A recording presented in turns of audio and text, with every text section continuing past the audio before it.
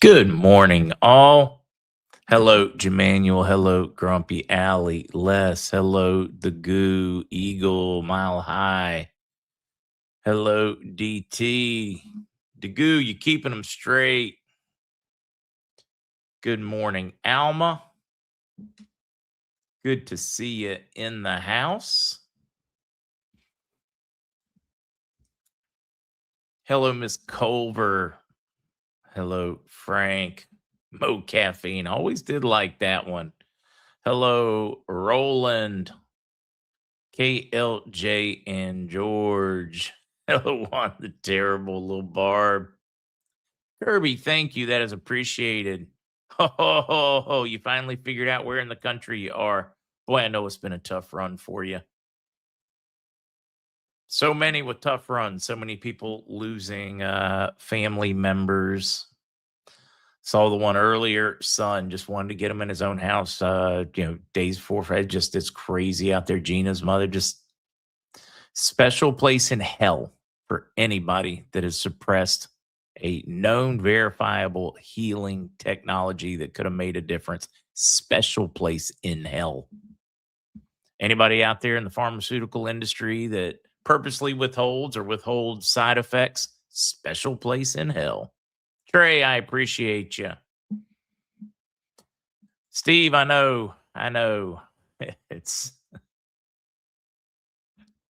I don't know where to find the time. Hello, Joe. Hello, Donna.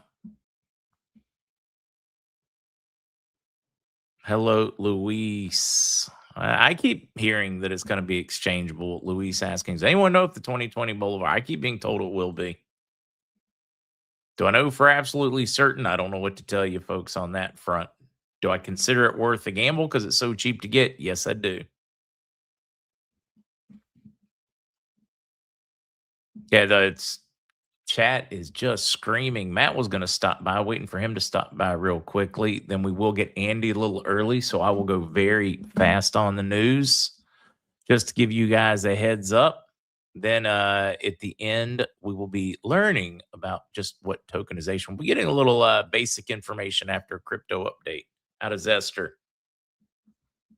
Hello, Sicilian Queen. Hello, Knight. Hello, Uncle Matt. I'm glad you could stop in. Hey, good morning, Mark. How you doing? I'm good. How about yourself? Doing good. Just a little cold this morning. I think it was 32. So 32? Yeah, that's man, this is the kind of temps we get in the spring once in a while. That's what probably made me quit baseball when I was a kid. It's horrible playing in the cold. So anyway, how you doing? That is like no. Yeah, it's No. cold. I mean, it's every once in a while it gets like that. I've seen it right around July 1st before where it's got down to like 45, 40 sometimes. Right. It's horrible. Yeah. So it gets cold here sometimes, Yeah, I know. I get that, but I just the time of year, I just figured, it ought to all be over by now, but it's not. Yeah, it really isn't. In fact, there's a place up north Minnesota. It's called Embarrass, Minnesota, and they're down in a valley or something, but they get last night they probably would have been down to under 20 degrees. So anyways, cold, man, really cold. Yeah. So I'm not down for that one. no, me neither, but it does keep certain bugs away. I don't like the spiders, that poison spiders anyway. No, there are bonuses, and that's one thing, Matt, that you point out that I didn't realize until living in Puerto Rico. The bugs never die off. Oh, really? There's no winter to kill them, so there's a lot more insects. Yeah, they're all over. Yeah, for sure. Yeah, I noticed that in Florida too. When I go to Florida, they're always around too. But that's all right. You got the ocean that makes up for everything, I think. Oh, yeah. 100%. Yep. But anyways, I'm with you on that one. It really does. You could put me in a shack as long as it is, clean and I can go to the bathroom. As long as it's by the water, I'd rather live in a little shack than I would in a mansion on the hill. Just to be back next to the water. Oh yeah, for sure. Yeah, It's we good used to for have the a soul. houseboat, about 40 years ago, and I could, if I still had that, I'd be happier than hell. I'd live in it because our Yeah, no, I'm warehouse with is you. right by the river there, and that was beautiful. And man, to think we sold that houseboat for $3,000, and Oh, geez. it was in great shape. It was actual wood inside. It had that one of those wheels that looks like you're on a ship, an old ship, with the all the handles coming out. It was kind of cool. Had a bathroom inside, nice bedroom. We just need to slap some pontoons under your Winnebago. Yeah, put that on some sort of platform. You could do Right? that, I think. That would be Yeah, good. why not? I've seen it done. Oh yeah, for sure. 100%. Yeah, that would be fun. But maybe that could be a nice little project. That'd be kind of fun. Yeah, Pull it the could be motor fun. out of it. Yeah, especially with all the changes coming or the changes they say are coming. I really don't think they're going to make this law stick this fall, Matt. The more I think about it, I mean, it's a $2.8 billion industry they're talking about just killing. That's too much money. Not going to happen. Yeah, and I really hope they keep it because I've just actually fallen in love with one of our products. The ones I make the ice cubes with. Yeah, I the mix it big chug half. one.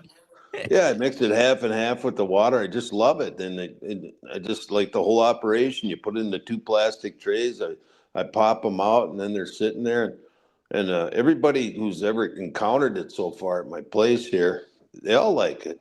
Even my wife does. So she's doesn't use a lot of THC, and that's cool. No, it Yeah. is. So it all works out. Yeah, just gotta make sure the kids never get into those cubes. I don't think they would because I got popsicles in the freezer and they just grab those instead. So, anyways, for sure, I want a popsicle. a popsicle. Yeah, we always got popsicles here. That's for sure. Yeah, that's a man. Well, how much were they when you were a kid, Mark? I think at one time they were 3 cents when I'd go down. I was going to say, I think I can remember them in the 70s at like a nickel. We had this one like convenience store, and I could walk you to it in Ramsort, but couldn't tell you the name, like right off 64. But we uncle would send the kids to go buy him a pack of cigarettes because, well, no problem. I mean, you roll in. I mean, they would ask questions if it was just a kid, but everybody knew everybody. Oh, you grabbing some Bel Airs for your uncle? And you could get like I think it was a quarter for like a fried bologna sandwich, and you could get a popsicle for like a nickel. It was Yeah, like 15 cents for a bottle of soda if you drank it there and left the soda bottle. It was 10 yeah, cents more if you took the soda bottle with you. yeah. That was amazing, and you couldn't find a candy bar when I was little over a nickel. That was it. And Yeah, no, you're right. Well, I mean, I don't remember it at a nickel because I'm a little behind you, but I'm not that much behind you, Matt. but Which that's now true. we Yeah, think about that timing and we think about the difference what inflation's done to it. I mean, I still remember those orange sherbet push pops came out. Those were the expensive ones at like 20 cents. yeah. They were always more expensive for sure. And yeah, I'd rarely get them. And you know what? I didn't like them as much as the popsicles anyway, because the Oh, give me popsicles that they good fake grape popsicle, that purple popsicle, that grapple, whatever, whatever you want to call it. That was my favorite. Those ones where you kind of like put them on the edge of a table to break them in half, had two sticks. Yeah, you know, it was. Yeah, I remember when those went 3 cents to a nickel because I'd be at my grandma's, and back then, in the like Minneapolis, that's where she lived. There was like a corner store. It was like built on everybody's houses about every at least 3 blocks. There was something like that. Just a little store. It was probably like 18 by 18 in Mm-hmm. there or something, and I'd go in there and I'd get in a little popsicle deal, and then I think first time I was there it was 3 years. What was it? 3 years old, and I was hoping when they got there that I could find my way back home, and I didn't the one time, first time, because I kind of escaped, from my grandma's and just ran down there 2 blocks away, and I didn't make. I started going the wrong way. I think I was lost for about an hour. So yeah, yeah, and so, but no, that was things were different back then, and I think people made a living from them little stores, and then they just lived No, in they their house did. there. Yeah, it was pretty Yeah, cool, really. they did. Yeah, maybe it'll go back to that someday. Or I think it will. I think we're going to see a kind of a renaissance of the mom and pop spot. G Wiz says Italian ice pop, push up pops. I'm telling you, Italian ice is like grown up popsicles. That's what I replaced it with. And then I would go down to the ballpark after dinner. I think I was about 5 or 6, and then I'd pick up trash after the third inning. This was at like the Little League field, and they would give me a frozen, what was it, Milky Way or something? Yep. Yeah, and it had to be frozen for sure, but then it would last longer. But no, it was the good old days. But that was the good old days. All right, just really noticing time. We got Andy coming early, so I got to rush you just to touch this morning. Yeah. But and you're going to ask the K2D3 question. So don't know if you got an update on that one. Yeah, those will be in. We'll put them in stock here right when I get out of. I'll give Scotty a call here because I think they're either coming in today or tomorrow. So we'll put them in stock. Perfect.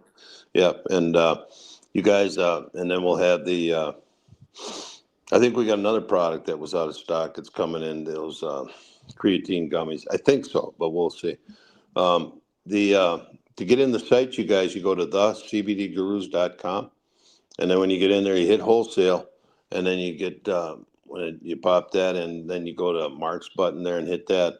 And then when you get in, the code you guys to get in is lowercase KRAMCBD.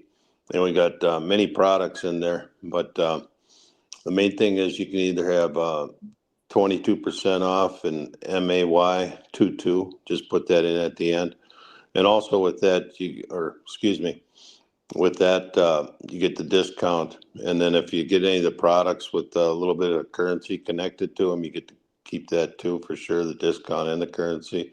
Or you can get the, at $90, you get free 120 count matrix mushroom. Plus you get Bolivar at 30, 60, 90, 120, 150 dollars into infinity. No, not infinity. It stops at 150. But you'll just see that when you get in if you look at the specials. And one item we put on special there, it's you get two 30 count regular gummies. Those are 50 milligrams a piece. They're a good gummy. So 2 for 45. If you get the discount, that means you're down for 2 for 34. So that's the cheapest we've ever had those at, $17. That's if pretty you cheap. Get the discount, yeah. Or you can get a few of them, get the currency, whatever you want to do. I mean, you're getting down into like 60, 70 cents, something like that, a gummy. That's getting downright cheap. Yeah, and they're good, really good gummies. They're 50 milligrams, and those you can take a couple, and there's no THC, but you can feel relaxed after a couple of them for sure. So that's all the specials, you guys. And hey, thanks for having us on, Mark. And oh no, it's good to have you, Matt. And you guys get in there and order and have a little fun, and have a great day. I'll be listening to the news, Mark. Thanks a lot. All right, man. Take care. Guys, that was Matt. The link is in your chat on all the different platforms as well. If you guys just want to hyperlink over and support one of our sponsors that supports us. Sorry, guys, I'm trying to change banners so we can get to the news. Forgot to click the news banner. Now we're set. Let's get to it. Not a huge amount of news, guys. I did have one bond person check in because I've been waiting all week. Been waiting. Really didn't expect to hear much on Monday, but I was hopeful. Then it's been kind of quiet. I got another one that has what they say is their second deal and said, hey, man, if I need to borrow some dollars, just hit them up first of next week. So I think money's really flowing for them, or that gives us an idea. So because they were just like, yeah, I just got to get through this weekend. If you need anything, you just let us know. I was like, okay, $1 billion, a med bed. It sounded good, but it really has been just painfully quiet on the bond side on a week full of expectations and a whole lot of silence. It's frustrating. What I am getting is very encouraging, but it's just not enough. I wish I had more on that front. Iraq offers huge discounts for crude shipments via Hormuz. Okay, I did see somebody mention earlier that the latest excuse from some of the internet folks, and I don't know who said what, but is that, oh no, they're going to delay it because it's Mother's Day weekend. That is such a crock of crap. The whole world is going to stop because Hallmark needs to sell some cards. I'm not saying moms aren't important. If there was a reason to change something or do something, Mother's Day would be a great reason. But I would think they'd want it for Mother's Day, not stalling it because everybody's going to travel and go see mom on Sunday. When did we lose the ability as a community? And you guys, I'm not including all of you all, the ability to think. Does it sound logical? Maybe I need to drag Bob Locke back on to explain the old sniff test again. All right, back to it. Iraq offers huge discounts for crude shipments via Hormuz. What they're offering up to like $33 a barrel off if you will get it inside. They talk about how much more expensive it is to ship because Lloyd's of London quit carrying insurance. Well, this is a form of insurance. They're offering massive discounts if you will come to it and get it out, which I find just absolutely, I wonder why this didn't happen sooner. In order to force the blockade issue, whatever, you're going to have more countries that are getting desperate saying, with that, it's going to be worth the risk. It's going to be worth the confrontation. We are seeing a lot of positive on that. We're getting a lot of back and forth stories this morning that there may have been a major breakthrough. So I am chasing that one. Iraq faced an this was outside of that, the other news. Andy just popped in, so I'm going to go pretty quickly here, guys, and try to wrap up just the briefest of news in just a couple of minutes. International Center, Iraq faces an opportunity to accelerate economic diversification and efforts. What I wanted to point on this one is this group has identified that Iraq was forced to get off stuck, diversifying their economy, diversifying their outlets, changing the way it works, cleaning up any corruption. The Iranian conflict has forced Iraq off of stuck. And I just find it interesting that you got an international center from folks from around the world doing the analysis here, and they find the same thing, that this crisis has forced Iraq to make a decade worth of progress in a month and a half. They haven't had a choice. That's why I keep saying this conflict is, while unpleasant and people are dying, it's forcing a lot of changes that needed to happen. It's just nobody wants the rough medicine. Nobody wants to feel the pain when they're resetting your bones. There's more to cover. We will talk about a little bit after we have Andy today. I haven't gotten any updates on CMKX. Moody's upgrades Vietnam's credit outlook to positive, making their significant strides. Institutional governance quality, big changes going there because that's one of the ones we follow. I will share that in the links today, but right now I want to get over and get as much time as we can with the metals guru. What's going on, my friend?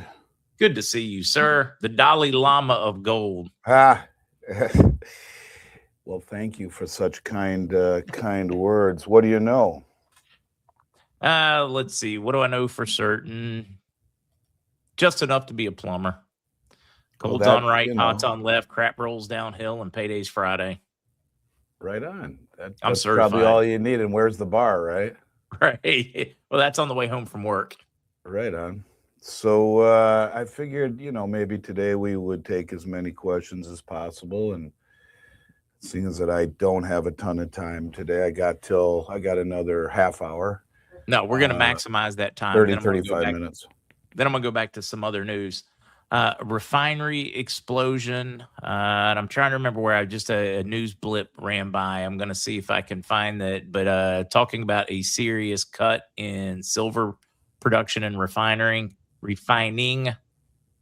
coming. So I don't know possibly if it's going to affect price. I'm going to see if I can find a story on that one. I haven't heard that one, but I have heard. It was like overnight. There's been like 12 oil refineries across the globe that have been hit over the last couple of weeks. No question that we're going to see disruptions. I don't know what sent gold and silver off today. The minute I got in this morning at 8 a.m, I've had meetings. I had someone waiting at my door when I walked in. And then I've had meetings ever since, but waking up to see silver up $4 and gold up almost $150 is, while I expect it ultimately, I really do believe that the end game for this administration is to let the price of gold roll. They want it to go higher. They haven't been ready to let it go. One of these days, they're going to. It facilitates what they're trying to accomplish. So, anyways, yeah, any major disruption in supply is going to have outsourced effects, no question. And at that level, especially because I had someone said to me, well, here's 10 oil refineries have blown up in 21 days. Since April 3rd, 10 oil refineries, power plants, and energy facilities across 7 countries have been destroyed by fires, explosions, and accidents. All right. But yeah, any disruption in supply at the highest level, people say, well, I can still buy Silver Eagles. I thought there was a shortage. There is at that level. At the top level, there is a shortage. It hasn't, the people down here, the retail market hasn't had any outsized effect on the price of gold and silver since the very beginning. They're always behind the 8 ball. At some point, that's going to change. I know we see it in the gold industry where they go to these smaller mom and pops when they need larger quantities, and they'll start aggregating. At some point, the bigs that are trying to pull together these deals, they're going to be sending people to the street level in order to suck up that demand, that product, because they got the demand. They need it. They need it for industrial. They need it for central banks. At some point, they got to squeeze, or they got to figure out how to get it out of the hands of the little guys. Yeah, for sure. No question about it. And what's interesting to me, see if I can find the number. What's interesting to me is I can't see squat without my glasses. The number of deliveries that, I talked a lot on your show about the February deliveries in China and the February deliveries on COMEX in silver. Those were 2 big things that I talked an awful lot about. Here it is right here. I talked about how, and I really want to hammer this point across. Chinese gold imports rose 162 tons to 162 tons in March, the highest in over a year. 3rd consecutive monthly increase, 17th consecutive monthly purchase. As the price was getting destroyed, they imported 365 tons of gold in the first quarter. 365 metric tons of gold works out to 11,735,000 ounces, roughly $54 billion in the first 90 days of this year as the price was getting its teeth kicked in. We talked about the amount of silver that they imported. Their January, February, March were all-time highs, one after the other, importing silver into China as its teeth was getting kicked in. In fact, silver imports rose 78% month over month to a record 836 tons in March, 173% above the 10-year seasonal average. Year to date, their silver imports are up to 1,626 tons, the highest ever on record, ever, into China. That's the 2nd largest producer in the world. 1 metric ton is 32,150.7 ounces. So 1,626 metric tons is 52,276,939 ounces at today's price. That's $4 billion in just the first 90 days of the year. So China has imported $4 billion in silver and $54 billion in gold in the first 90 days of the year, as its teeth were getting kicked in. Now, I talked about what's happened on COMEX. I just got the gold numbers, is where I'm going with this. Blew me away. Silver numbers we talked about, but let's talk a little bit about gold first. Every single gold COMEX contract in the month of 2025 set all-time high delivery records. Every one of them. I hope you guys are understanding where I'm going with this, right? What does the price mean? The price means squadouche. The price means nothing. The most well-informed traders on the planet are showing you what gold and silver are and where it's going to be. It's going to be integrated into a new system. because you don't see the People's Bank of China importing $58 billion worth of silver in 90 days and gold if it weren't important. And the same thing is going on here in the United States. I've been screaming this now. And so 18 straight months of COMEX deliveries. Every single COMEX contract month in 2025, every other month, set all-time high delivery records. Now, here's the interesting one. I talked a lot about the silver numbers in February. This stupid thing does not fit good. And that was that 26 million ounces were delivered. February is a non-delivery month in silver. It's January, March, May in silver, all on and on and on, where December is the one month where they both deliver, but the odd months is silver, the even months are gold. So February was a non-delivery month for silver, was a primary delivery month for gold. And silver, 26 million ounces delivered to COMEX, 39 million ounces leave the COMEX warehouse. That's 2.8 million pounds got on trucks and left. Couple $2 billion. Who the hell's got that money? Who has that money here in the United States, and who's running the logistics? I said that a lot. But here are the February 2026 gold numbers. A major delivery month, 76,567 contracts delivered. That's 7,656,700 ounces, a new all-time high record, 35.2 billion in physical gold delivered in a single month. All of that as its teeth was getting kicked in. To put that in perspective, that's more than the entire GDP of Iceland, Jamaica, and Panama combined. To put that in historical context, the entire 5 years of 2015 through 2019 averaged only 130 tons per year in deliveries. February 2026 alone was 238 tons, nearly double the entire year's average from 6 years ago, from 2015 to 2019. And again, who took 39 million ounces of silver out in February at 2.674 million pounds as the price got smashed?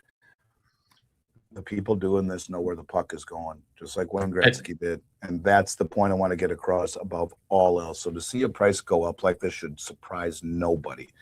To see a price correct distresses everybody. You have to understand that if it were so easy, then everyone would get this. And there is a lot that goes into accumulation at that level. They want to throw as many people from the pool as possible. But you can see it when margin increases and everyone using leverage and margin got squeezed. You see record deliveries in China and the United States, all-time high record deliveries, all-time high record deliveries. Let me say that one more time, all-time high. These people do not screw around. And you made the comment that Trump or this government wants gold to go unpegged because they want to revalue against it. Their only hope. Well, I mean, inflation has been cumulative inflation since 1971, since we went off the gold standard, 715.334, something like that is your cumulative inflation rate. We're getting ready to go through another massive inflation push. We may be able to soften it with OPEC throwing oil, but it's going to be an artificial push, just like we saw after World War II. Hey, right now, if you're sitting with $100,000 in the bank, 2 years from now, it's probably going to be 30 or 40 grand in purchasing power. It's going nuts. There's never been a better case to save your retirement, save your wealth, protect your wealth in metals. I don't think there's been a better example of a time in which now is it. It is throughout human history. It's hard when the price is higher than people have, than what they've seen forever, except for it's all close to its all-time high. But when you think of how much something is worth, we in the United States lack perspective because we've been landlocked. And, maybe if you ever travel to Canada or Mexico a lot, you have a little better perspective in the respect that what is X worth? Well, in what? In other words, we always measure things in dollars, right? What is an Iraqi dinar worth? In what? Measured in Chinese yuan or measured in dollars? When you measure the value of something, it's not arbitrary. Right? You don't arbitrarily measure the value of something. What is it? What are you measuring against? Numerator, denominator. Well, you're measuring it against dollars. Okay, well, what happens if the dollar is losing value? How about measured against gold? Gold, to your point, to reset it against gold, is the one neutral reserve asset by which all things can be measured. And we've done that example with the house, where from 2005 till today, your house price doubled from 240 to 500,000. Great investment in dollar terms. That same amount of gold, 240,000 worth in 2005, would have been about 510 ounces at $455 an ounce. Well, that's worth about $2.5 million right now. So what would have bought your house 21 years ago, gold dollars, now buys you 5 houses, gold dollars, even though in dollars, your house price doubled. In gold terms, your house price lost 500%. And that is the point by which we measure anything. The gold's in the ruler. gold. It's the tape measure. Correct. And this is why they want it to go higher, because not only do they want to devalue the dollar to pay down the debt, but they also want to, I believe, back a new system with gold, which, according to Judy Shelton, as we've talked about, would allow them a great deal of latitude should the price go much, much, much, much higher. But the biggest reason is you have to bring back manufacturing, and Triffin's dilemma says in its strong dollar, you can't do it. What we are witnessing is a slow motion, stealth, secretive default. Wealth confiscation. Well, they're defaulting on the reserve status quietly. They're not going to come out and say it. They're not defaulting on the dollar or the debt. They're defaulting softly on the reserve status. They know they can't be the reserve currency anymore. That's why you're seeing, part of me believes that's why he's gone to such great lengths to push everyone into alternative payment systems and relationships that will allow a multipolar type of settling system where countries trade with one another and their own currencies settle imbalances in gold. Because he realizes, as does Vice President Vance, as did the knucklehead Jared Bernstein, the previous economic advisor, his report to Trump, to Biden, that is, dethrone King Dollar. We can't be the reserve currency anymore. We can't, or our kids have no future. We have no manufacturing. We're broke. Here's AI. 60% of the country lacks education above a 6th grade literacy rate. We're in trouble. And you need to bring back manufacturing. You cannot do it unless you default on the reserve status quietly. Can't tell everyone, but that's why saving in dollars. You will go broke. It is a melting ice cube. It won't go away. The rails of the dollar system allow for the ability to transact, but if you save your money in dollars, you're dead. You have to buy assets, period. Basic utils, basic economics. It serves a purpose. You need it, but if you're holding your savings in it, you're foolish. And go back to 2001. That's a prime example, right? Or 2005 rather, where the house price doubled, but in gold terms, it lost 500%. Say it another way, the gold that you could have paid off the house for 21 years ago is now, and that house has doubled from 240 to 500. Well, that gold that earned nothing but dust for 21 years that your financial advisor would call you an idiot for because there's no interest, well, now is worth $2.5 million, which outpaced everything. And that's the point, is that any of the things that we talk about in interest or return is being offset by a devaluation of the dollar. And so the dollar is outpacing the return on most investments, the devaluation is, and that's going to accelerate, I believe. There's no other way out of this problem. My mentor, Richard Russell, used to say, inflate or die. Well, how about soft default as option 3? And I think that's where we're going. I mean, his inflate or die in a fiat debt-based currency world and a fractional world, it works. I mean, he's right. You inflate or die. Well, I mean, all you're doing is like living on life support, but because the inevitable's still the same. Yeah, and we're circling back to a system based on trust, but verifiable trust, and that is backed by gold somehow, some way. Globally, you will see it peg and underpin the system, and I think that's what we're seeing a progression of right now. So to see it move up as much as it did today doesn't surprise me. Bothers me when it can, gets hammered on the downside, but they don't want to, the bull doesn't want to bring many people along for this ride. Most people don't see it clearly. I hope you all do. Yeah, you got to grab your chair at the for when the music ends. And you'd be better off sit and listen to the whole damn orchestra play all day long than be 10 seconds late and miss the chair. Yeah, absolutely. No, as I'm just watching, I'm just trying to get that through to people. Investing in your metals, guys, it's not so you can make great profit. I think because of the suppression. It's one of those weird times in history where you stand the ability to, but no, it's so you don't lose it. Every dollar you save, you got to picture an evil little elf coming in every day with a pair of scissors and clipping part of it. It's true. Because that's what's happening. It's true. Every dollar you leave in the bank that you don't need for cash flow or whatever reasonable. I mean, you got to have it. Well, I always tell the story. My parents, my dad says, my mom and I could live comfortable on $6,300 a year. My first job out of college, or $6,000 a year.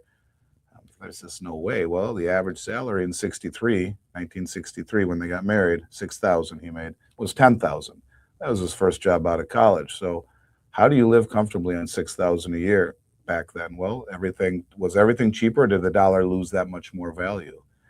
So, inflation over time quietly buries you in quicksand. You just don't feel yourself sinking because it's so slow. I would argue we're getting into the point where it will start to accelerate. So it always does as it starts getting towards the end of hockey I mean, stick. it always accelerates towards the end. Or like, you've always said, you're slowly bam, or you're little by little bam. Yeah, but it's true. And I think that,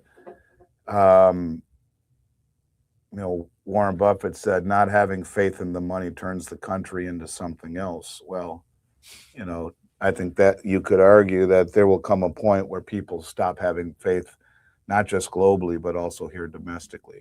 These people haven't figured it out yet. You all have to a large degree, but most people haven't. So what other things are on the docket today, my friend? What else do we want to discuss today? It would be a great time for any of those folks with questions. And I've hit the point where I'm watching the economy, and I'm watching everything, and I'm like trying to throw up the flag and tell everybody, go get your medal now. How about I don't think people are going to have much time. No, they're not. Tether bought another 6 tons of gold in the first quarter. They're up to 130 tons worth almost $20 billion today. The largest holding. It's crazy. There's only I want to say it's like they now rank up with the G20 in gold reserves with the G20 countries. It's something crazy. It is. It's higher than anyone. Now I've read anyone but the central banks. I've read this statement I'm about to read, but for those who haven't heard it, it's worth hearing. Well, first I want to read you this. Tether purchased 6 tons of gold in the first quarter, up to 132 tons. Tether's gold holdings have more than doubled in 12 months, nearly tripled in value over the same time. In 2025, the crypto firm acquired more gold than every central bank except Poland.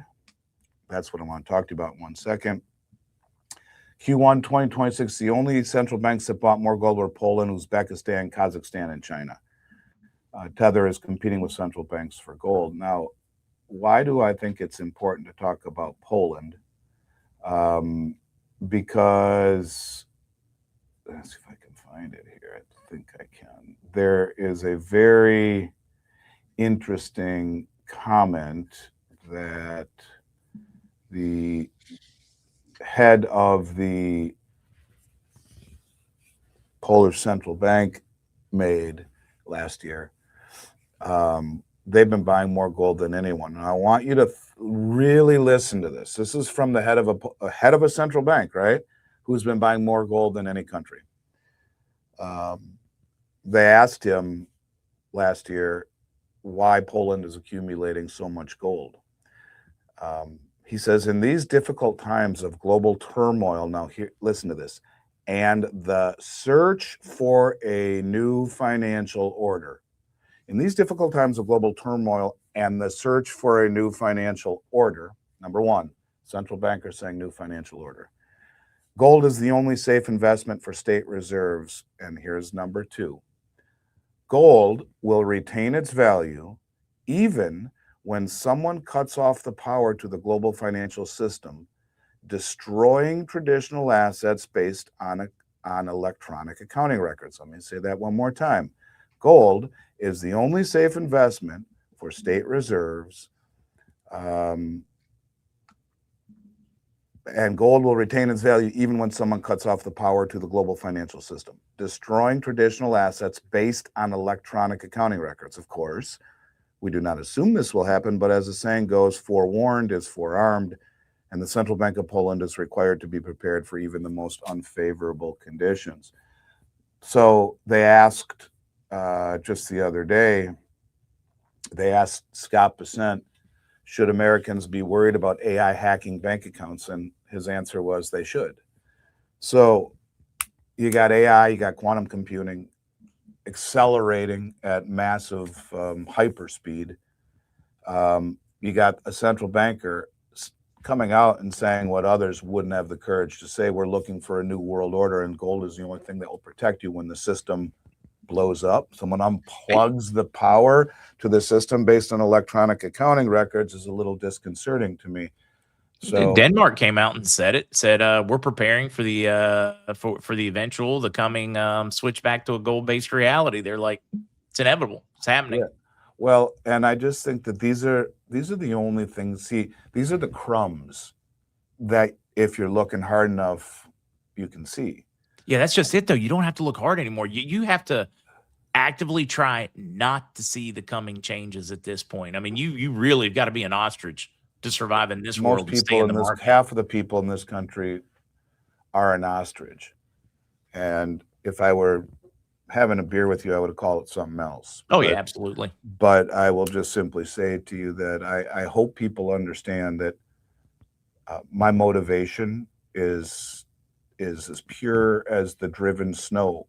I mean, I don't need to do this anymore, and I will continue to do it until the very end. I will tell people when it's time to sell, but I don't need to do it. We've done almost 15 billion in sales. I don't need to do this. I don't need to put my name out there. Everyone tells me I'm a target and this and that. I mean, it's scary. It is.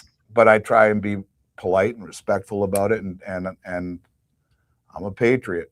Any of you out there listening, I am a patriot. I love my country, and I just want it to be known that you can still love your country and realize that we've made some mistakes at the highest level with our currency that is now changing everything in terms of an economic reality moving forward. I'm getting this a lot, and this is just happened to be a friend. But Andy Kirby saying we have diversified silver gold in our portfolio with you. Is that still a good place to be? And then somebody else said, well, what's that percentage? What's that good percentage right now? Right. It's an amazing place to be, and where else would you rather be? And you're right, your percentage is important because, again, you're not buying it to become wealthy. It is wealth. You're not buying it to make money. You're buying it to protect yourself. The deliveries that we've seen should be all you need to know. The deliveries are the actions of the most well-informed traders on the planet. They are the actions of the wealthiest traders on the planet. They do not screw around in billions of dollars every month for 2 straight years. Central bankers, 9 years. They play the long game. Do the same. Do not be thrown from the bull by emotional-driven, synthetic, orchestrated corrections. The BIS said it's structural, not fundamental. It was synthetic and orchestrated by jacking up margins. At the same time, over-leveraged ETFs had to rebalance according to the perspectives the first 2 weeks of January.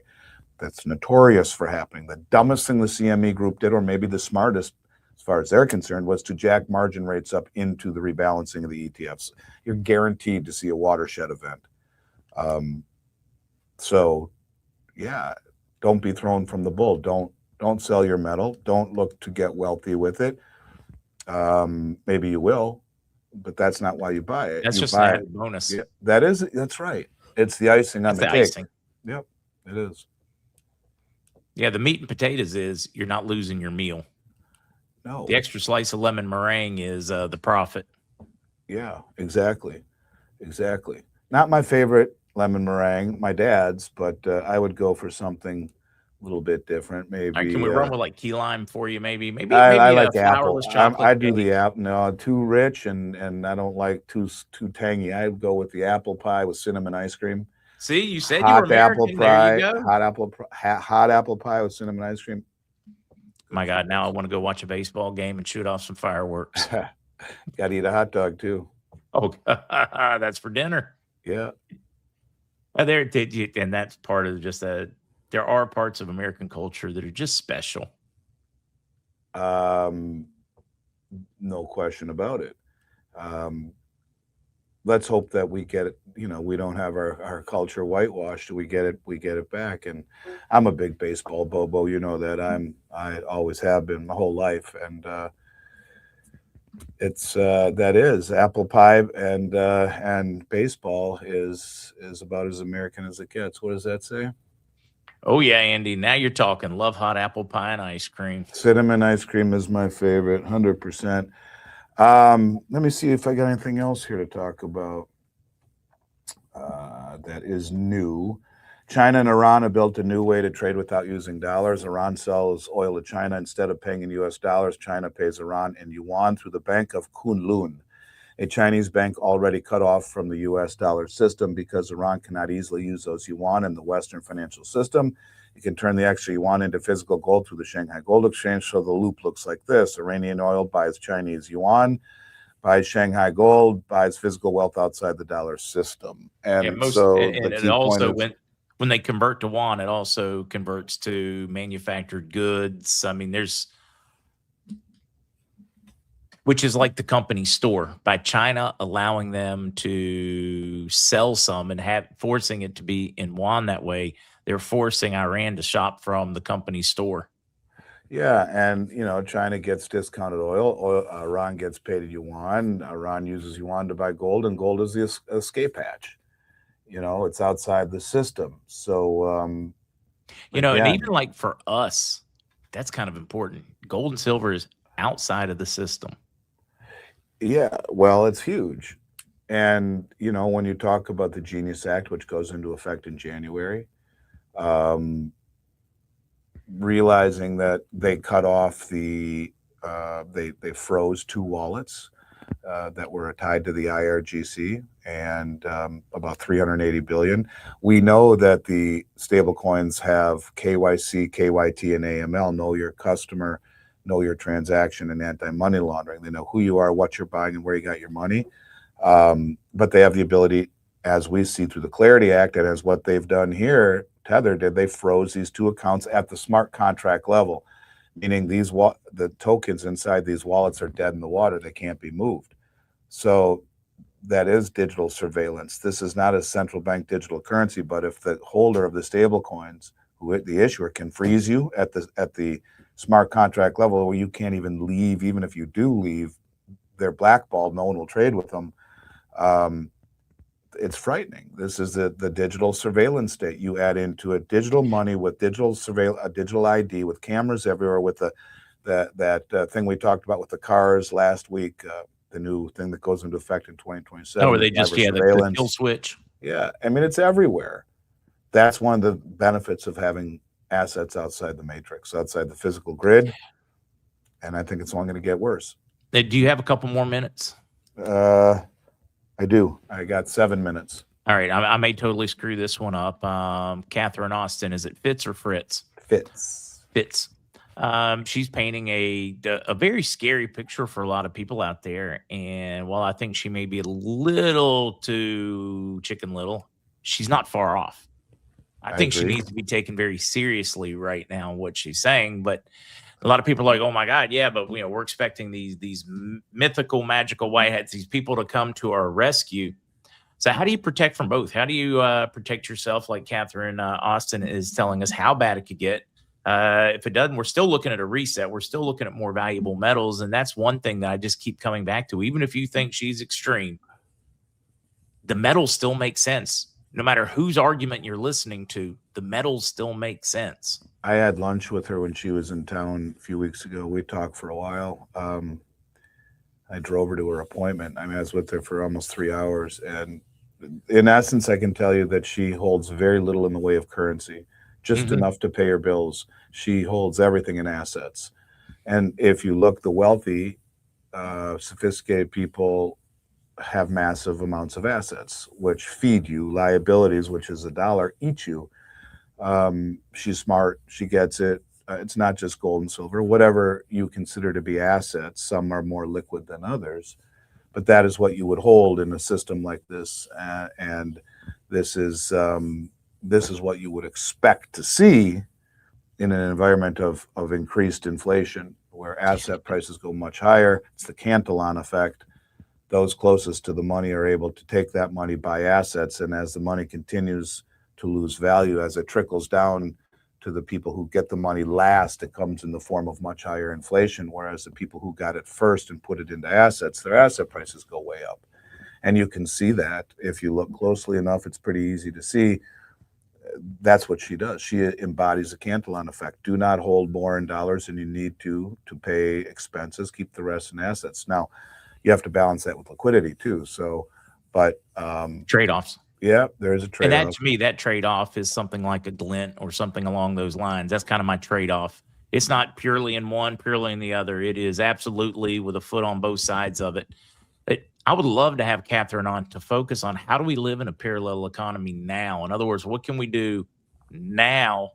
And because we still have to exist in this swift, electronic, whatever world, but we need to protect ourselves with old world. In other words, I would love to have her on just, how do we do it? I see how bad it can get. I'll make an introduction. That'd be great. I have to do it to her assistant. That's the way she wants it. That's fine.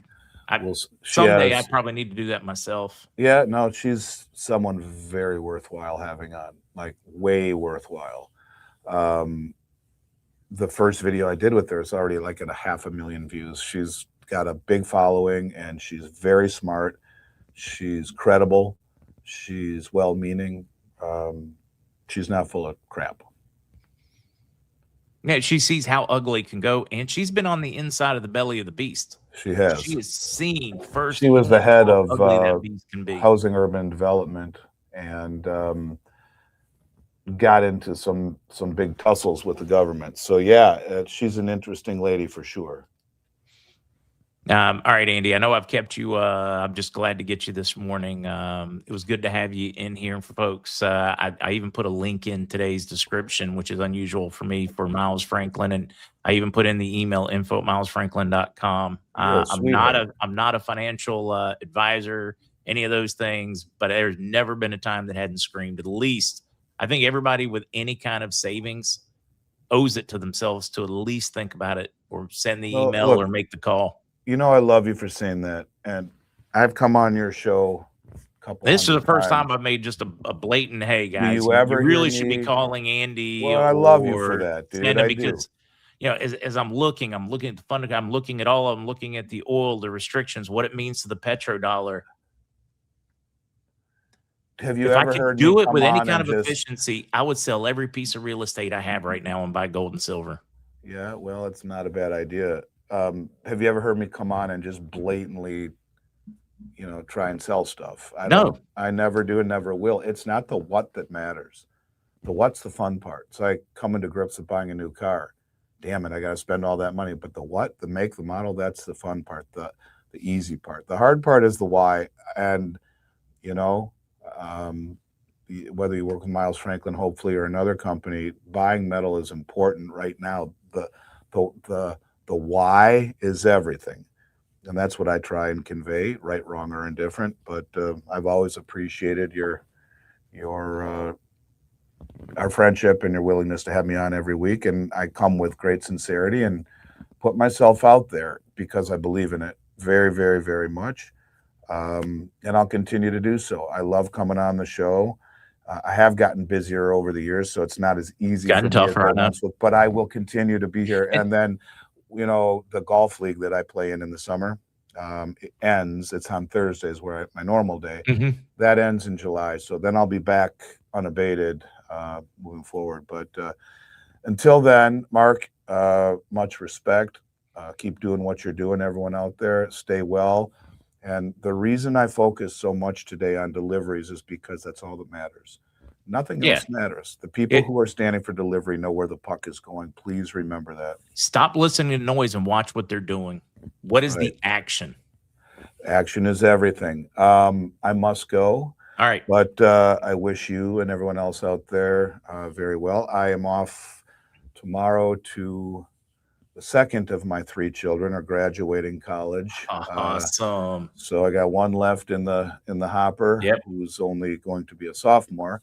Give the eldest daughter our congratulations. Yeah, she's beautiful and smart, and she's a pretty lady. She's also very grounded. I've never worried about her a day in her life. The young one, It's their job. Oh boy, the young one makes me like I get hives thinking about her because she's like I was, only a girl and crazier. So I'm sure she'll be fine, but she's a free spirit. Anyways, thank you. I Thank you, Andy. appreciate you, and look forward to seeing you next week. Take care. Bye, guys. Bye. Guys, that was Andy Schectman with Miles Franklin, one of the foremost experts of our time, which is just really neat. And I thought about that last night when I was texting to make certain we had things lined up for today. This is a man that has crazy demands, and he's here nearly every, at least half. I mean, makes the time for us in this community. That's pretty special. All right, I need to hit a couple of news stories very quickly before we bring Zester into this thing. Also, if there's any birthdays out there, you guys sound off. We are not wrapping up. We got a lot of action yet to come, and Zester is going to be talking like brief crypto update, but he's also going to be getting into this whole tokenization thing, kind of like a 101 for dummies on that front. Jake, man, where you been? It's good to see you, brother. Andy does rock. That is for certain. Also, I got a couple things. I just need to hit it and get back to wrapping up some of the news stories that we've got out there.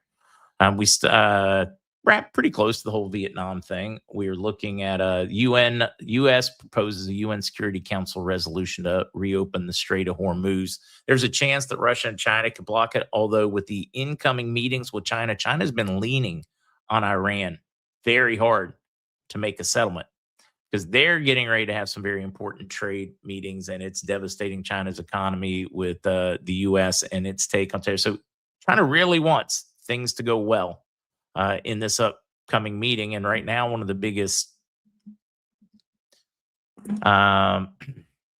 speed bumps is what's going on in Iran. So we're getting a lot of pressure to get this thing open.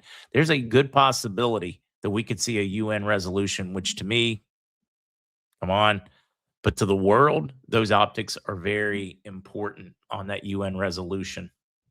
And so watch that. We've got a lot developing right now. Trump pauses Project Freedom amid great progress towards complete and final agreement with Iran. Trump announces pause to the project amid optimism of a complete and final deal. A French ship was confirmed was hit by a cruise missile attack coming from a faction in Iran. Rubio filling in as press secretary. Boy, he can do it all. Or is being forced to declares offensive actions and Operation Epic Fury are over. Now Project Freedom is in swing. UAE under attack again. Just that normal back forth that we've been experiencing for a while, but we are watching it come to a critical point, critical mass. A couple quick things as this thing gets deeper. Honda shelves $11 billion Canada EV factories. Its electric retreat deepens. I'm going to touch on these real quickly to give you an idea of the depth. And most people are not looking at the big picture. They're not backing up, taking the 40,000 foot view. Canada's or Carney's need to fight with the U.S. and Trump is costing Canada fortune, billions and billions. Toyota just pulled out of a deal. Honda just pulled out of a deal. Why? Because of the strained relationships with Canada and the U.S. They would rather have the manufacturing in the U.S. directly or somewhere else, because the reason they invested into Canada was because they wanted the easy access to the U.S. market. If they don't have the easy access to the U.S. market, it makes no sense. Why be there? So that is like, what does that work out to? 20 some billion dollars between the two projects in manufacturing and jobs gone. And it's that relationship. Most people think that little piece, that clever meme is the way to go. Boy, I gave him a humzinger. That evil, there's so much bigger than that. I just don't know how to get people to back up and look at the big picture. They get so tied up in the minutia that they are just cutting off their own nose to spite their face. Don't know another good way of describing that one. IRS update. The collections division now is, well, they're helping with refunds. They are very tight on manpower. They just simply can't get to what they need to. See if I can get let's see. the collection department is now starting to take refund calls and assist accounts management department that handles the refunds. So the workload is basically getting doubled over there. And it's reduction in workforce, and they have a lot more reduction coming. So, I mean, massive downsizing going there, and they can't service. It would make no sense. Trump was just trying to worry about getting revenue that actually went to the central government. Do you think, or any president, you think they'd be cutting those numbers? I just think through the logic. What you're saying doesn't match. Do the actions match the rhetoric? Now, Internal Revenue Code IRC 988 deals with how the IRS taxes gains and losses for foreign currency transactions. But this is important, though.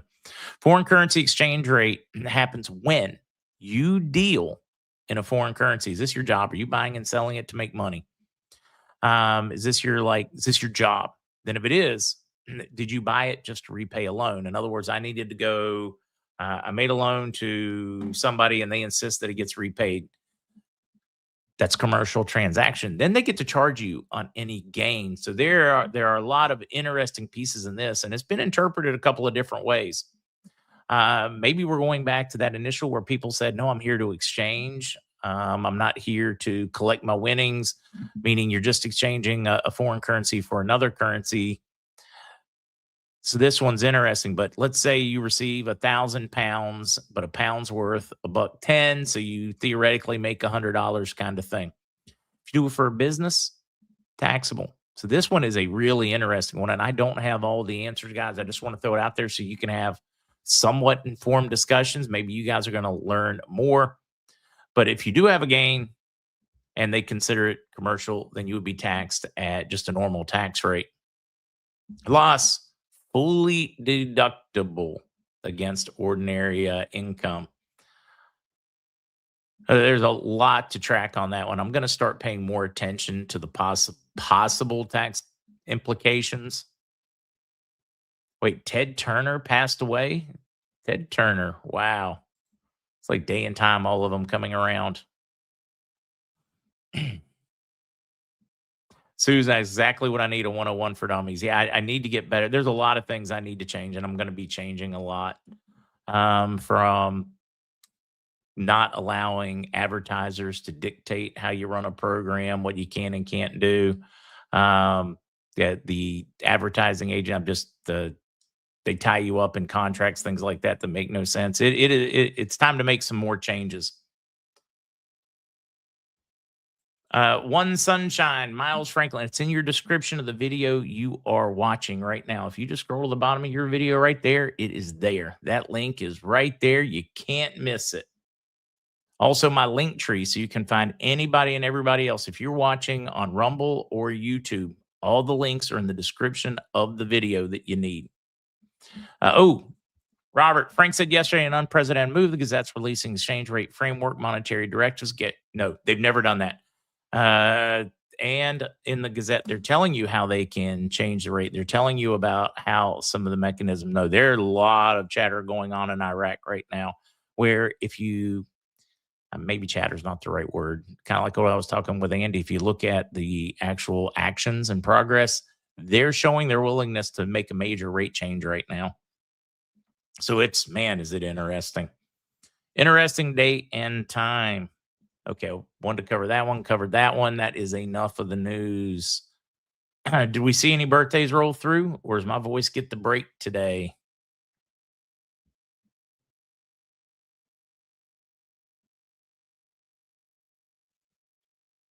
Yeah, think about that. Just yesterday, I proved yet again to someone next who thinks they know about income tax. Supreme Court ruled that selling a house for more than you bought it for is not a capital gain. Stop and think about that one. If I bought a house for $100,000 in 1990, that same house is worth like $350, $400 now. It's not because I made a profit. It's because my dollar depreciated that much that it takes that many more dollars to buy it. If they were to tax you for a gain in that change of value, I don't know. Anybody got an extra middle finger you can give them? They debased your dollar. They stole from you through government planned inflation, and then they're going to tax you for some mystical gain that never occurred. Your dollar became, if anything, you should be taxing them for the lost purchasing power of your dollar. Yeah, it's the craziest thing when you look at the tax codes and how they're interpreted. Just apply a little logic little common sense to these things, and everything changes. Everything changes. Let's see. How were bondholders originally notified? Sherry, if they were in a group, they were notified through their paymaster. If you're just an individual holding some, you're not part of an aggregated group or whatever, you're not getting notified until we all get notified on currency. No magical person reached out and notified them. Just like when you're selling a house, you're notified because it's your house, if it's yours. You're not notified when the person on the other side of town sells theirs because you have nothing to do with it.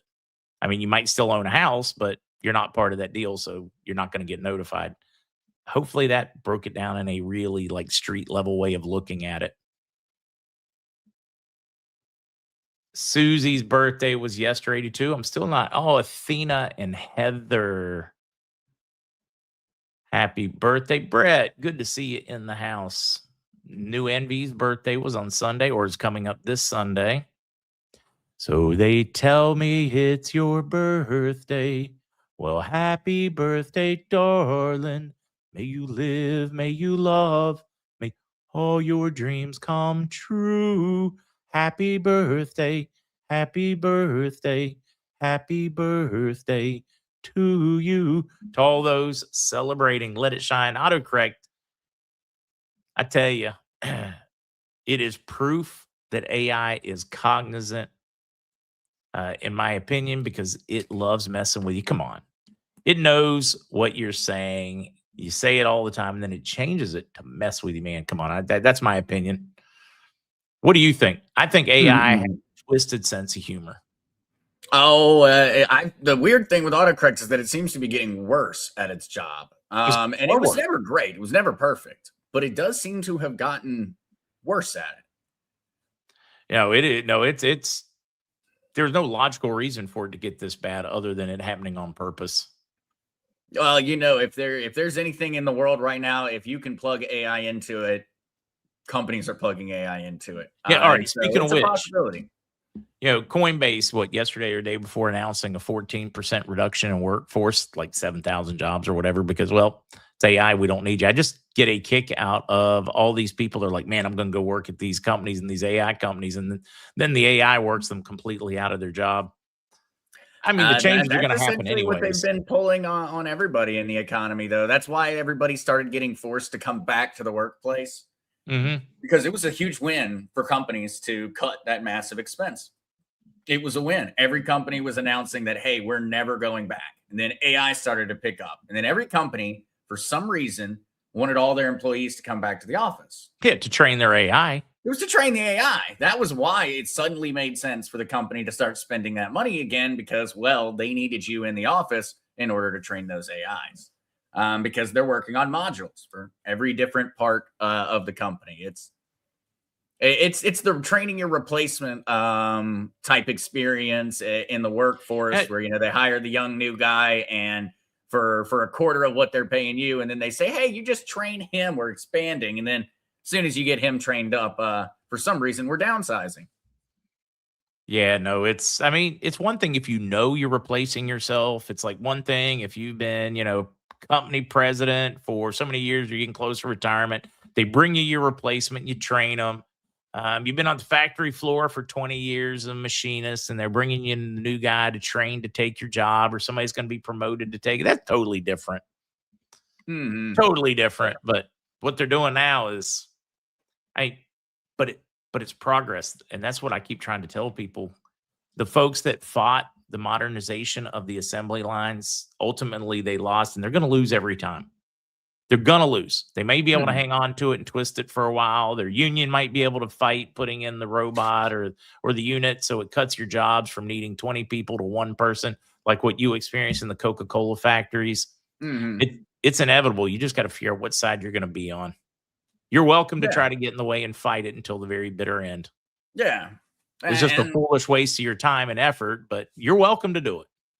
Well, that's a cycle that repeats throughout over history. and over and over. You can go back and you can find the people writing articles about how people will always ride horses. you will always have horses. Why would you use those clunky, crazy cars? They need gas. Nobody knows how they work.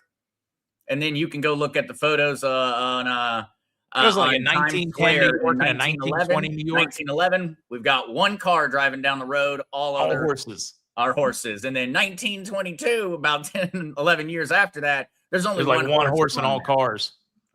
It's you can fight the progression of technology, but you will lose. It is not how it works.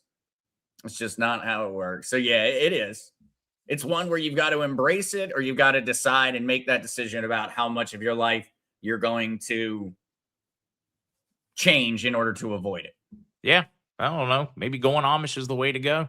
I think that they've had it right for a very, very long time. In all honesty, they seem to be a heck of a lot happier on average than all of us with phones and computers. That did not seem to make us happier. Let's see. And I just caught part of this, and it's just part of it. You look at those, commercial space is never going to recover to the level ever. It's not to say that it won't be profitable, but it's going to be a massive shakeout in office space and all of those things, because it's just unnecessary. It's like, Blockbuster no longer needed all those spaces in high foot traffic areas.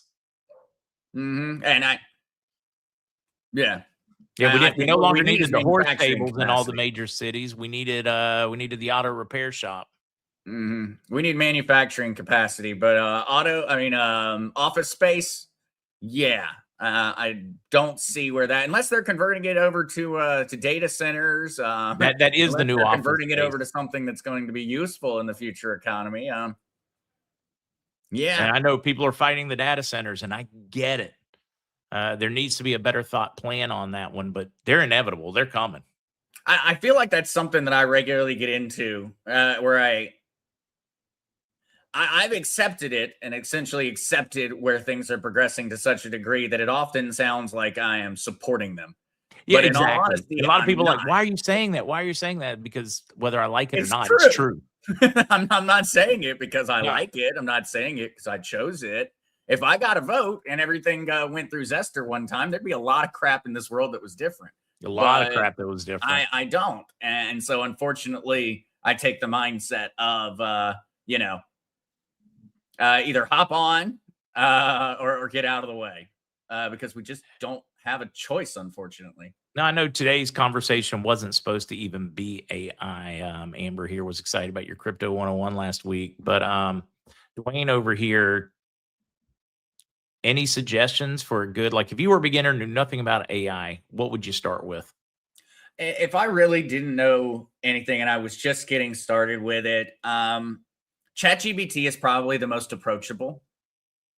In all honesty, I mean, terrible company, got nothing good to say about OpenAI and Sam Altman, but ChatGPT is a very, very approachable artificial intelligence. It's kind of like It's elementary capable of school. doing a lot of things that you'll have fun with. It makes, it'll make you fun images. You could give it that photo of your cat, and it can put your cat on the moon.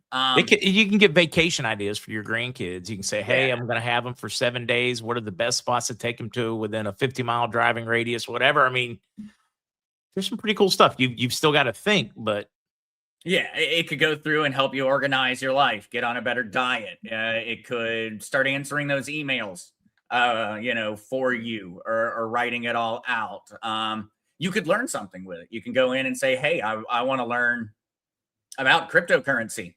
Zester didn't cover this topic. I'd like you to teach it to me, and it'll go through and it will do it. There are an awful lot of things. It would be the one I would probably send people to. Grok is great. A lot of the other ones are great, but they just serve a different purpose. That's the most approachable. It does the things that Swiss most Army people knife. think AI does. Yeah, it's a Swiss Army knife of AIs right now. Yep. Doesn't do anything fantastic, but does pretty much everything.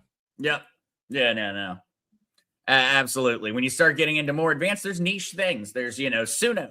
It's an AI that just makes music. And so that's what I use to make the different songs that we've played. I utilized Suno to actually perform it. But Suno is not going to write me a song. And it's not going to do things like that. And so there's different applications. They're like, the same ideas, the tools. on the job site. You use a hammer for nails, you use a drill for screws.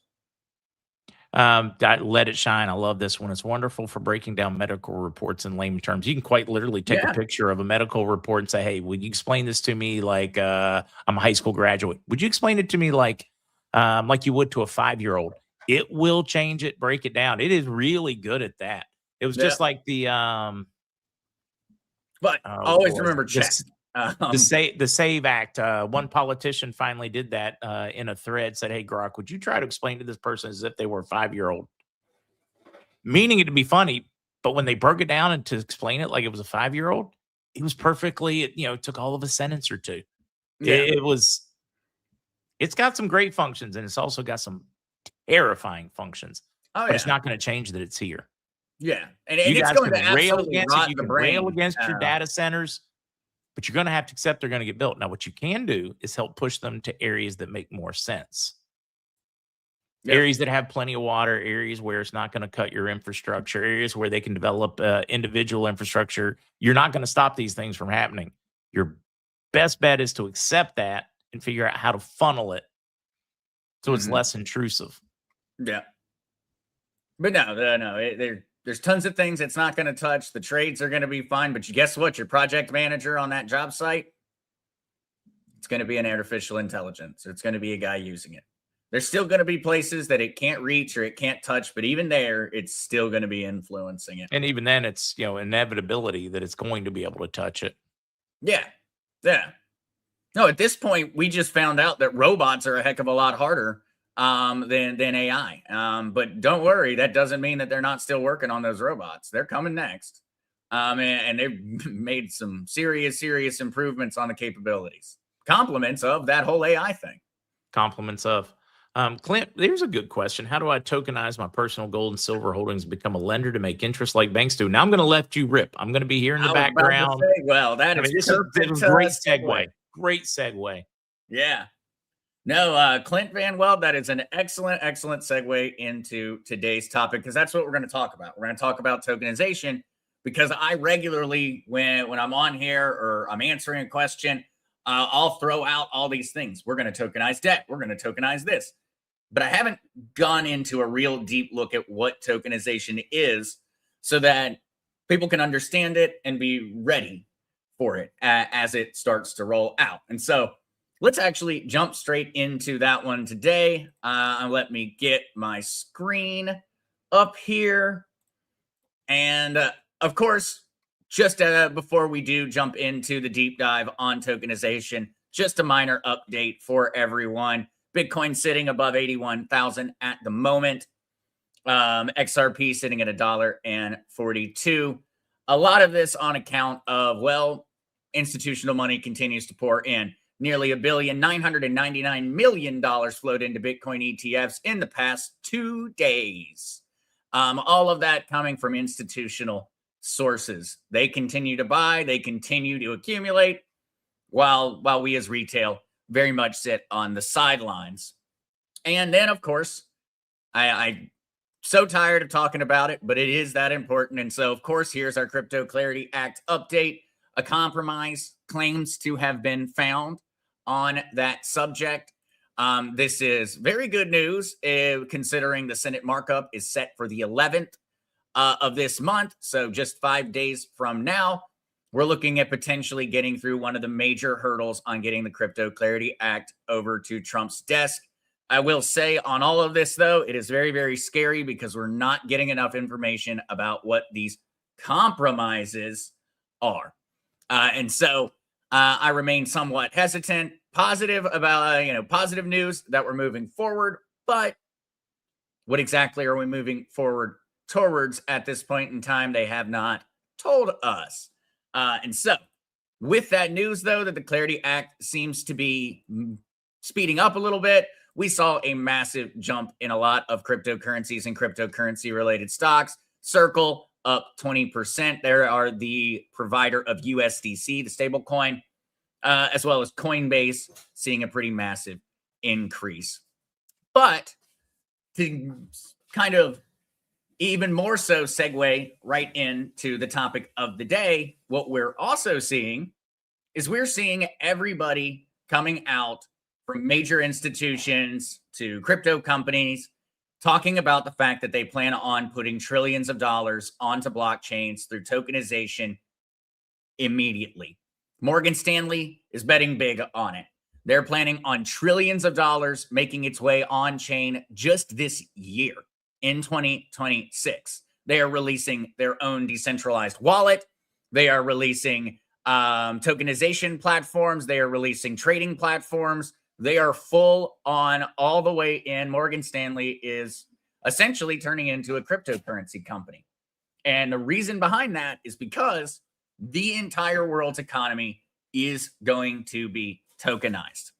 And more than just the economy, everything in our world that is related to data, if you could have put it on a piece of paper, it's about to be getting put onto the blockchain. And that's why today's topic is so important for us to have a little bit more of a deeper understanding of. And so going to jump straight into that one with this information because it is coming. It has already happened.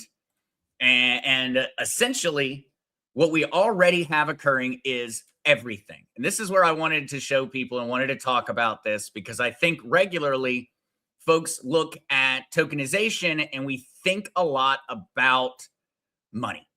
We think about stable coins and we think about gold. I am absolutely guilty of probably helping to push that viewpoint because I talk about the tokenization of precious metals a lot, which is very, very true. It's absolutely happening. It's occurring at an extremely rapid rate, but there's honestly more to it than just that. And so let's look at things that have been tokenized or are currently being tokenized around the world. We have got a racehorse in Kentucky that has been tokenized. You can own a small percentage of, and if that racehorse wins a race, you get a cut of every single win. There's a Picasso sitting in a Geneva free port that's owned by 4,000 strangers. There are $13 billion worth of treasury bonds now sitting on blockchains. You can buy SpaceX shares that have been tokenized. You can actually buy cattle in Argentina. The cattle in Argentina have ear tags that are actually mapped to their tokenized wallet address. An NBA rookie went ahead and sold tokenized shares of his 10 years of future earnings. And so you can literally buy a potential percentage of this guy's entire professional career.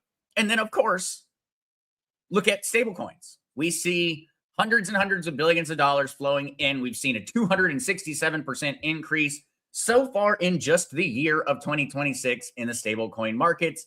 It's growing at an absolutely insane pace. And those are what we're typically hearing about. But did you know that in Wyoming, they're running pilot programs for tokenized driver's license? Because yes, your driver's license is going to be tokenized. At MIT, your college diploma is now a token.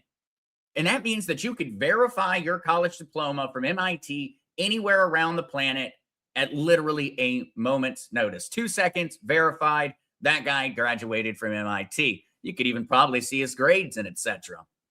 Property deeds are actually being tokenized in Tennessee. And so for all of those out there in Tennessee, give me a shout out if you have seen any stories about this. These are pilot programs. In many cases, they're testing it. But there are other things where it's already been done. Estonia's entire medical records for every single Estonian is tokenized.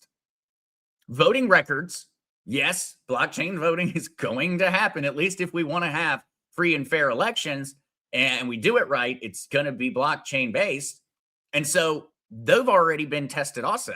As a matter of fact, people in Utah and West Virginia and a few other states, if they're in the right counties, have already voted via their phone on a blockchain. No going and standing in line, no anything. You just vote on your phone and it's guaranteed safe. Vaccination records. IBM and the World Health Organization are already running tokenization pilots. Anything when I hear about the World Health Organization on it gets me a little worried. Carbon credits in Australia. Yep, we tokenize those. Concert tickets. Yeah, we're going to tokenize those. And then, of course, the things we've always talked about, the US dollar, etc., gold, silver, houses, car titles. It's going to be everything. And so when I say this, and when we hear about this term tokenization, I feel like a lot of people have a really hard time understanding it. And I have never really gotten the best metaphor together to explain it. And so I'm very, very excited for today's presentation on tokenization, because I think I've found the perfect explanation, the perfect way, I think, maybe, to explain what tokenization means and the best way for you to kind of understand what's occurring in your daily lives. And so what I've suddenly had the brain blast is that everybody here knows what tokenization is, because you've all already done it. You have all already tokenized something. And what you all have actually experienced that around is a cashier's check. And so let me run you through this one. Everybody has been through it. The government wants money for something. Taxes, court fee, you're trying to get your passport. For some reason, they always ask, they won't take a check. They won't take cash. They won't take Zelle or Cash App or any of these newfangled technologies. No. All they're willing to accept is that you need to go into a post office or a bank. You give them your money, and then the post office or the bank gives you back a piece of paper. And somehow that piece of paper is now more valuable than the cash you walked in with, because it is guaranteed. And so, as kind of the core insight here, a cashier's check is a piece of paper that is money. It is backed by the bank. It is verifiable. It's transferable. You hand it to whoever you owe money. They're going to trust it, and the deal is done. The money exists. You don't need to double check it. You don't need to verify it. You don't need to check whether this is a legit $100 bill. You know it is good. No questions asked. You don't need to call the bank. And that is what tokenization, in all honesty, is. It is that, but for everything. And so the piece of paper in this cashier's check metaphor is digital in this case of tokenization. And the bank in that cashier's check example, it could be Pax Gold or Paxos. It could be Coinbase. It could be Zester. It could be anything. It could be a smart contract. It could be entirely decentralized. But it is the one who's verifying that it's real. And so a trusted issuer creates a digital instrument that represents a specific claim. The instrument is verifiable, transferable, and backed by something real. And so when it really comes down to it, the three things that every cashier's check has, which is 1, an issuer you trust; 2, a specific claim, aka this represents $5,000 or whatever it may be; and then 3, a bearer instrument. And in this case of a cashier's check, that is the piece of paper. You exchanged dollars from a verified source. You got back a piece of paper, and that piece of paper is worth everything that you handed to that verified source. Okay. Now, let's look at a token. Let's look at tokenization. So it's a digital instrument that is the claim. An issuer that you can verify. All right, check. Same as a cashier's check. 2, it makes a specific claim. The only difference here is that claim could be $1, a bond, a property deed, a diploma, a vote, your medical record, but it's the same idea. It's a claim. And then 3 is the bearer instrument, which, remember, that was that piece of paper in the cashier's check. But now, what is it? It's a digital token. And whoever owns that token owns that claim. And it's verifiable. It's immediately transferable. It's that cashier's check example taken to extreme steroids.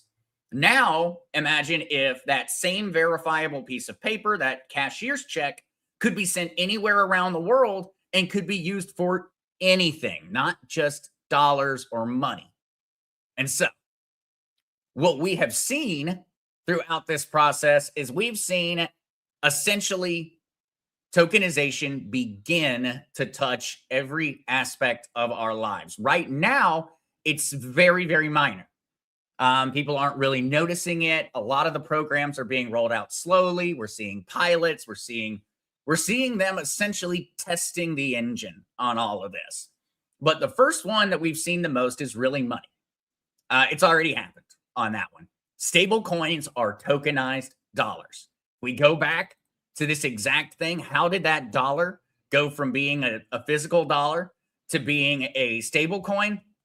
It went through this exact process. They went to a verified source, they handed them $1, and they were issued their quote unquote cashier's check. And so this one we've already seen. USDC and USDT, aka Tether, are the biggest, most well-known names. They've already got over $300 billion in circulation. Massive holdings of tokenized, massive holdings of US Treasury bonds backing it up. We've seen the same thing occur in investment already. Gold is actually one of the ones that's growing at the absolute fastest rate. And I think we're barely touching the beginning of that. But in just the first quarter of 2026, $90 billion of tokenized gold was exchanged. To give you an example, in 2025, it was about 17 billion. And so in 3 months' time, it escalated from 17 billion in an entire year to 90 billion in a matter of just 3 months. What else? Stocks. We've heard already that the entire stock market is going to be tokenized. The NASDAQ partnered with crypto companies to do it. It's going to happen. You're going to be trading stocks in tokenized forms 24/7, 365 days out of the year. We've seen real estate already being tokenized. We have seen private credit actually being tokenized already. And so the money and investments, these things, that's really where most people think that it ends. That's tokenization. That's it. And so most folks look at category 1, category 2, and say that's all of it. That's what they're tokenizing. End of conversation. Cool. Our money's going to be cheaper. It's going to be faster. I get to invest in little tiny things or whatever. But that's honestly just the beginning of what is going to be tokenized, because identity, driver's license, passports, birth certificates, social security. Wyoming is already piloting these programs. Estonia has already been doing this nationally for years. Apple Wallet, good old Apple, now for some reason holds digital state IDs in 13 states, and they're planning on expanding it out to the entire country. You are going to start having your driver's license, your passport, et cetera, those things are going to be backed up or stored on your phone on the blockchain. And so this is very cool in many ways, because it's also going to allow for a lot of protection of information. Imagine going to the bar and the bouncer wants to say, hey, I need to check your ID. Well, only thing that the bar is going to have permission to see in regards to your information is going to just be, are they 21 years or old or not? Are they legally allowed in or not? And so you're going to walk up to the bouncer and it's going to look at it and it's just going to give him a check mark. This person's over 21 years old, doesn't need to know your name, doesn't need to know your birthday, doesn't need to know about that very awkward photo you took for your driver's license. Voting. This is one that's very, very scary and very exciting at the same time, but pilots have already been running. Blockchain voting and the tokenization of your vote is already occurring. It's occurred in Utah, West Virginia, and several other counties around the country. Imagine voting from your phone, knowing your vote was counted with nobody else able to see who you voted for. The technology already exists. Question, in all honesty, is whether we're going to use that technology for good or for evil. Healthcare. Once again, we're going to tokenize it. We're going to tokenize the medical records, prescriptions, vaccination histories. Estonia has every citizen's records on chain. IBM did those tokenization vaccine pilots with the World Health Organization. But, and I know that already, it's scary when you throw it out and you point it out that way, but that just depends on how it's utilized. Because imagine owning your own medical records. Right now, it's HIPAA. Essentially, they've got it. But if you own your healthcare data, you would grant access to who is able to see it. Not just any doctor who has access to a computer, but you would actually grant access to your healthcare data. And then, of course, we've got the ownership of physical things. Property deeds, vehicle titles, equipment registrations. Tennessee, Vermont, and Wyoming already are running pilot programs on this. Imagine selling your house in 30 minutes instead of 60 days. 7, access, concert tickets, building access. And so, your fob, your key code to be able to get into the office or get into your house. Well, it's going to be tokenized. That ticket from Ticketmaster so that you can go to the Chris Stapleton concert. What's it going to be? It's going to be tokenized. Your gym membership so that you can go in, once a month and not have wasted that monthly, that monthly subscription fee. You can head into the Planet Fitness. What are they going to check your membership with? Well, they tokenized your membership. Provenance and certification coming in at category 8. This one, another thing that folks don't really think about, where your coffee is grown. They're going to tokenize it. Whether your fish was caught legally, whether your fish was farm raised or wild caught, whether that part in your car is genuine, whether that Gucci bag that you bought for $5 on the corner is a real Gucci bag or not. Heads up, it's not. But you'll be able to verify those things. It's going to verify the entire supply chain. Walmart already tokenizes the supply chain for produce. This has already happened. Walmart is already using the tokenization of your produce to verify what farm it came from and how it made its way to that Walmart store before you made that purchase. And so it's already here. It's already happened. And so how it actually works, what is going on here? And so the thing itself. And so what you're going to do essentially to imagine going through the process of tokenizing something, what are we going to need? What is going to be required? We're going to have the thing, whatever that may be. That could be your house, your diploma, your gold coin, your silver bullion. And that thing could also include your vote or your driver's license. And then you're going to have the issuer. Here's where things get a little scary because this is a matter of extreme importance in the process. But that issuer could be a smart contract. It could be decentralized. It could be entirely based off of code and numbers, or it could be a company. It could be a government. It could be a decentralized autonomous organization online. It could be anything, but that is the issuer. And so what is going to occur? Your thing, whatever that is, you're going to prove ownership of that thing to the issuer. Okay, the issuer is then going to issue you a token. That's your digital cashier's check. That represents the claim on that thing that you got verified and tokenized. And then you're going to have the ledger. That's the blockchain, the public record of who holds what. And so my gold coin is going to be going all the way through this process to the point where now ownership of that gold coin is actually secured on the blockchain. And so the blockchain, in all honesty, if we wanted to kind of throw another maybe simpler way of understanding it, the blockchain is just an honest filing cabinet.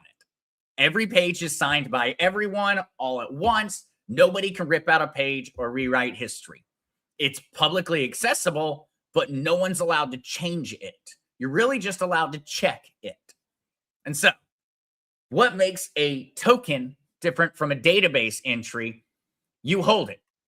You are the actual owner of it because this token is the ownership. You hold the token. You hold the ownership over the thing. And so we'll use general terms for here because there's so many things it could possibly be. But this is where it gets very powerful if this is used the right way, because the institution doesn't actually hold it. Now, the issuer just verified. That was it. That was all they did. The same idea as you taking a gold coin to the coin shop and the guy at the coin shop verifies that it's actually 999 pure gold. Does he own that gold now? No. He does not own that gold now. You still own it. And so That is what's changed here. Now you hold it, not the institution. And so your bank, if we use banks as an example, the bank's database has a number that says you have $5,000 in your bank.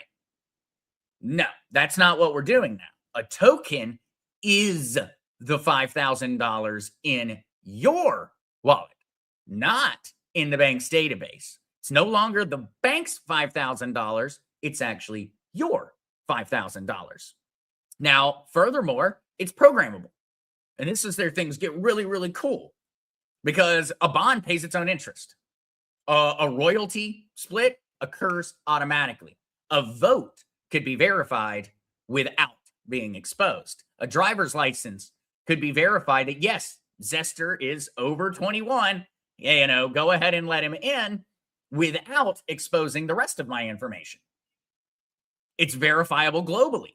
We no longer have this border-related issue. My driver's license in this United States, some dude in China can go on there and be like, yeah, Zester has a driver's license. And there's no issue. There's no phone call, no faxes, no notaries. You could get that diploma from MIT. Remember, your diploma is tokenized. You could take that diploma. You could go get a job in Singapore, and they can verify in 2 seconds that you are actually an MIT graduate. And it moves, all of this moves at the speed of light.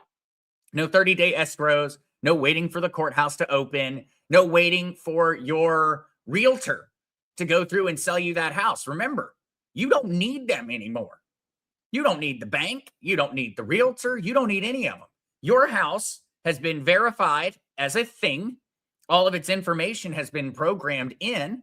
You have been issued the token that is the ownership over that house, and it is permanently publicly auditable. And so I can go through and say, hey, I'd like to sell my house. Yeah, and put it up there, put it on a market, put it for sale. And then I can automatically say, no, I'm only going to accept tokenized gold. I'm going to sell my house for tokenized gold. And I'm not going to pay $6,000 to the realtor. I'm not going to wait for government documents to finally update for me to be able to go down to the local, the local clerk and get some paperwork signed. No.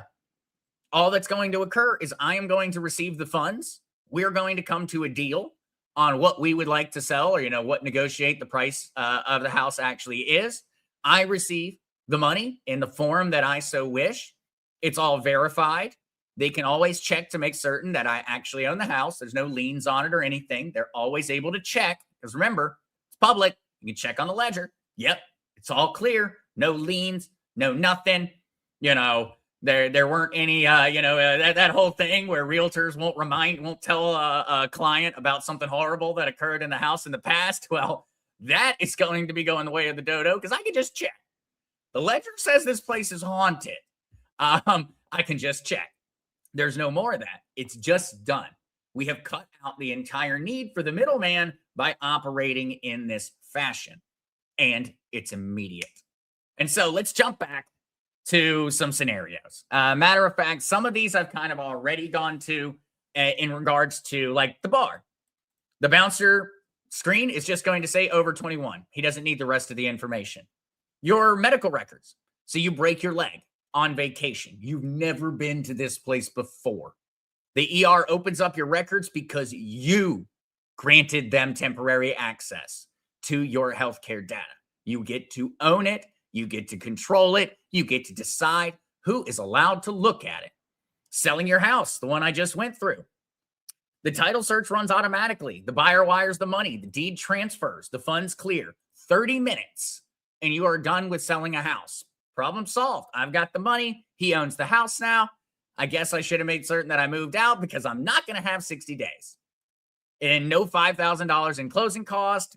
The county still records it. It's still all official. They just don't bottleneck it. They don't stop it. Say, hey, daughter graduates. Her diploma is issued as a token, and she decides that she wants to leave the country and go to Tokyo. Well, no problem. That Tokyo University that Tokyo employer can immediately verify that diploma. Voting. You vote from your phone. The system gives you a receipt. Only you get to see that receipt. Anyone can audit the total. Nobody can see how you voted. No more did my mail-in ballot make it. No more did the machines count right, which is a particularly important one here because no, there's no more. We can all check. We can all check. There's no FOIA requests. There's no some guy burning pieces of paper and ballot paper in some kind of corner of the room. It's gone. There's no more worry over it. Now, kind of the most practical in terms of the money side, your paycheck will arrive as tokenized dollars. It's tokenized.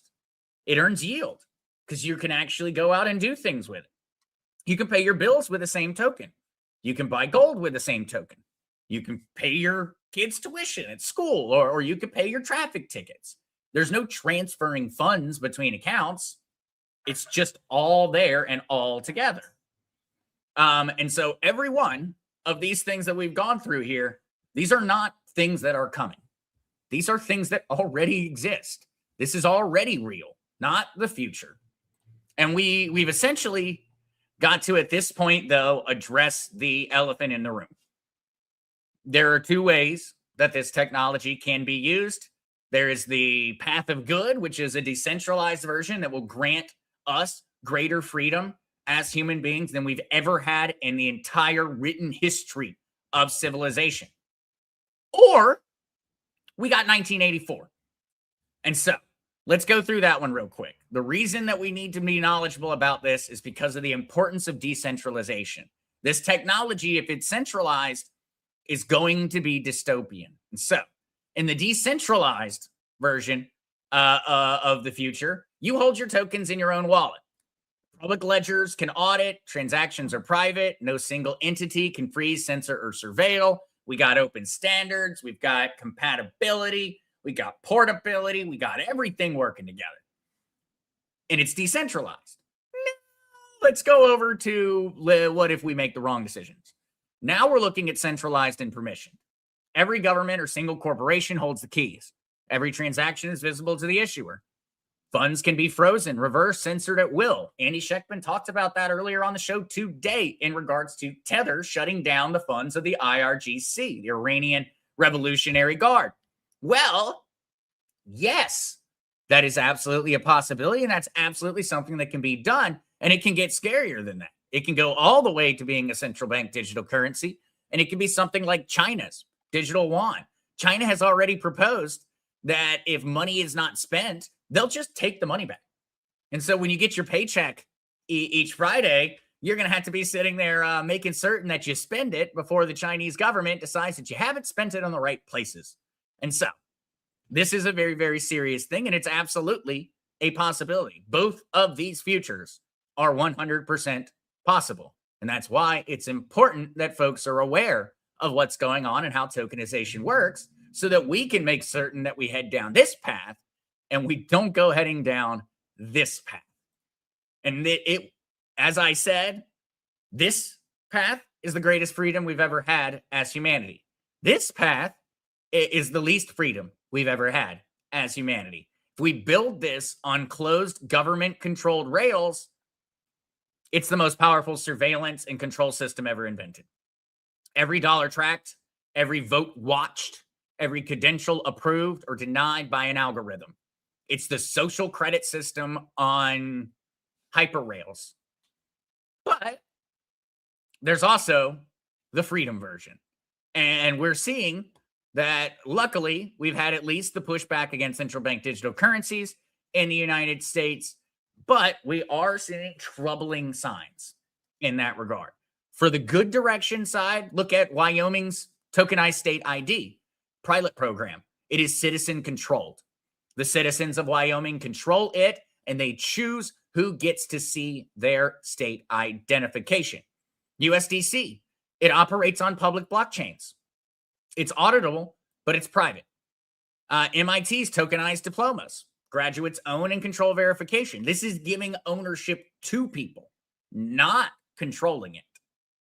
We've got public treasury tokenizations, transparent and audible. It'll allow us to have a much better view on what's going on in these markets, but we are seeing those warning signs, especially coming from China and coming also from our own government. Tokenization platforms that require KYC at every single transaction. that is know your customer or know your client laws. We're seeing that roll out all over the United States. Those are scary signals, to be entirely honest with you. And that's why we need to be aware of this and why we need to be keeping a very close eye on what the government is up to, because right now we are seesawing back and forth between heading the way of freedom and heading the way of 1984. And so it's not meant to scare, it's meant to educate. And also on the subject of tokenization, I feel like on this one, people might have really had a little bit of a light bulb moment, because we're only hearing about it in relation to money. That's what you see in the news. That's what people talk about. That's the news headlines. But that's not really what's happening. It's the same thing that I talk about that we regularly occur in cryptocurrency. Everybody thinks that cryptocurrency was the invention. It is not. Cryptocurrency is an application of blockchain technology. That was the invention. And blockchain technology can be applied to a lot of things. And so the same way that we have to keep in our heads that there are different types of cryptocurrencies, XRP and Bitcoin are not the same thing. They don't even try to compete. That is when we start to get the same kind of picture we need to take with blockchain technology. Your blockchain voting system is a reality. Your blockchain identification is a reality.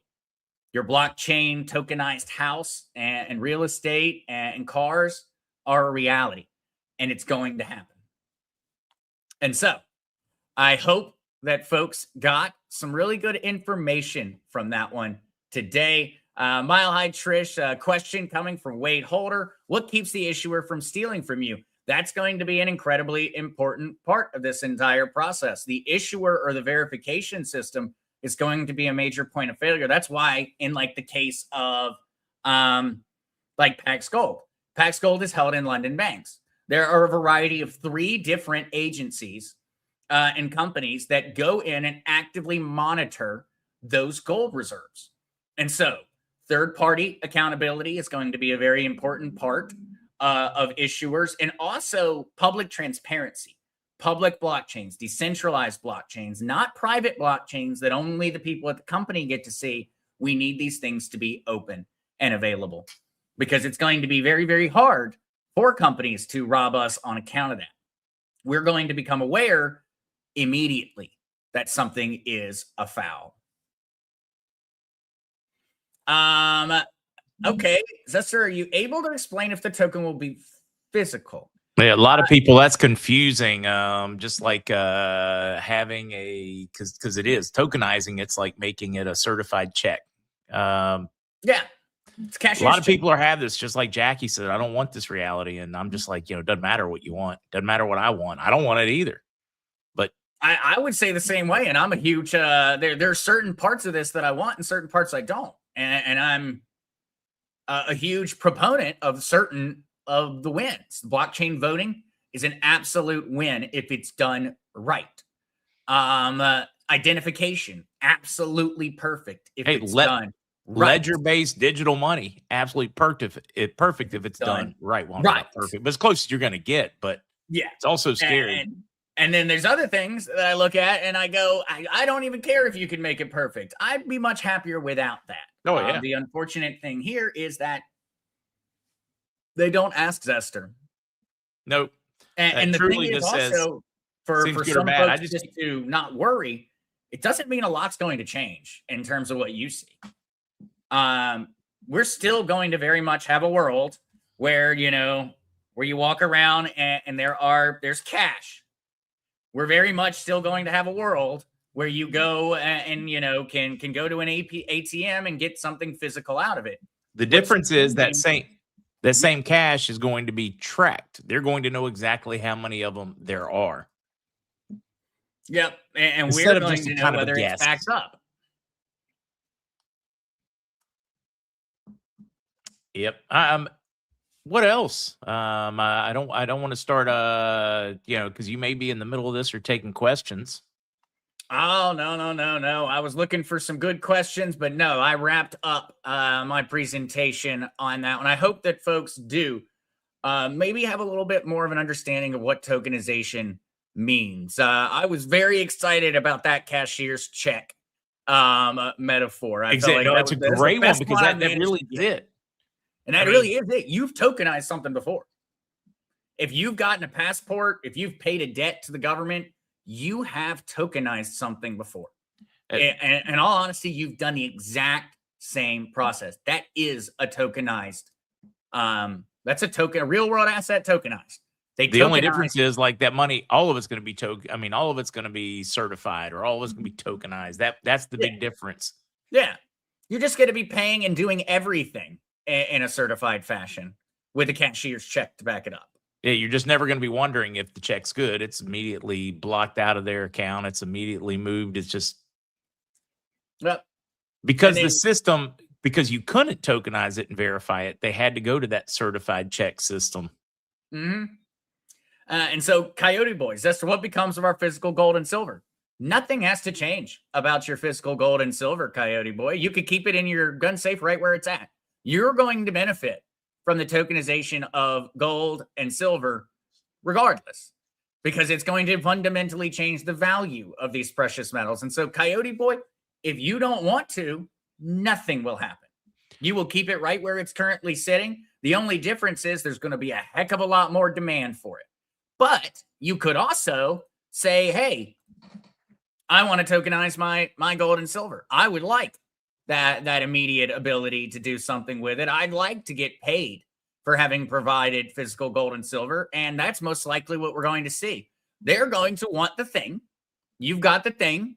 That's that gold ounce. But in this case, this issuer is going to be wanting it. And so they're going to be willing to pay you for it. And so you're going to take it. You're going to tokenize it through that issuer. It's going to be third-party audited, held in probably a Brinks vault. Very similar, actually identical to everyone who works with something like Miles Franklin and Andy Schectman. If you are not taking receipt, if you're not actually getting or taking it, you're paying for them to hold it, keep it in a vault. That's what they're going to do with it. It's the same thing that currently occurs. Yeah, well, there's a little difference. The way it works now, you put it in their vault, you pay them to store it and guard it. They're going to start paying you for putting it in their vault. Now, when I put it in, they're going to want to pay me you because they're not going to want me to take it back out. They are not going to want me to take it back out. And so let's continue through this. So, Coyote Boy, you've got the thing. You're going to have it verified, like the same idea as going to the coin shop. And then you're going to be issued the token. And then that token is going to go on the public ledger. And then you are going to be able to interact, sell, trade, earn interest, stake it, do whatever it is that you want. Have that gold ounce that's currently sitting in a bank vault out there in the world making you money or doing nothing. That will be entirely your choice. El Gladdy, what about silver and depository, IRA? El Gladdy, if we look at the current move, they're already tokenizing the entire stock market. I have a feeling, though, that folks are going to really, really, really want to be the person who either is physically holding or the person who has control over it, because that one's going to be interesting, El Gladdy. Those are the really interesting situations when you have something that's already in a financial vehicle, and then that financial vehicle is going to be tokenized. That is going to get in to a lot of nuance, El Gladdy, but most likely they're just going to go through and tokenize it because they want to. This one, a lot of people are way too worried on this one. But I get it. What if my phone's stolen? What if I drop dead? What happens if you drop dead now and you've got your banking, or somebody steals your phone and your banking app is on there? What happens? I mean, because it's quite literally the same question. Yeah. I would look at this one more, in a very similar way. Like, hey, I lost my social security card. You're going to need that. Luckily, there's a way to get one. The only difference here is that it's going to be a lot faster, but it's going to be a similar idea. You lose something like that. Remember what's the most important part of crypto. Always have your keys. Seed phrase. Always have your keys, your seed phrase. Always have those words. It's going to be a similar idea. That way, if you do go out, and you drop your wallet that's got that blockchain identification card and all that money and everything else in it, yeah, you're probably not going to have that liquid cash in the wallet if you ever get it back, but you're going to be able to replace all those things in the same way you would today. It's Except just for going to be a heck faster. of a lot faster. A lot faster. You'll be replacing them in an hour instead of replacing them in a couple of weeks. Greed or greed. Now people will be held up and robbed like banks. No, they're going to be far less, because now it would be like, are you going to rob a store that has 10 guards watching you, cameras? They're watching everything you do. I mean, you'll become an idiot for stealing currency and doing those things in the future, because they're going to know exactly who you are, where you are, when you did it, how you did it. I mean, Yep. I don't know. That's like, I mean, the surveillance state is scary, and it's good, and it's scary.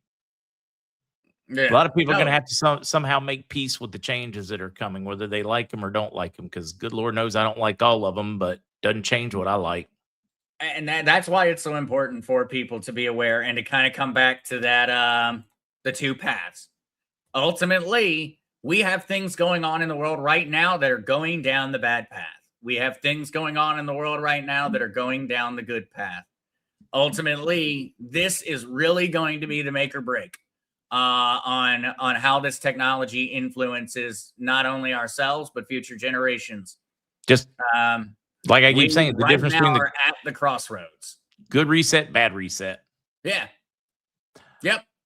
And we've got two different ways to go down. Yeah, Campfire, you'll end up having to physically move your gold or your silver if you want to tokenize it. I mean, nothing else makes any sense.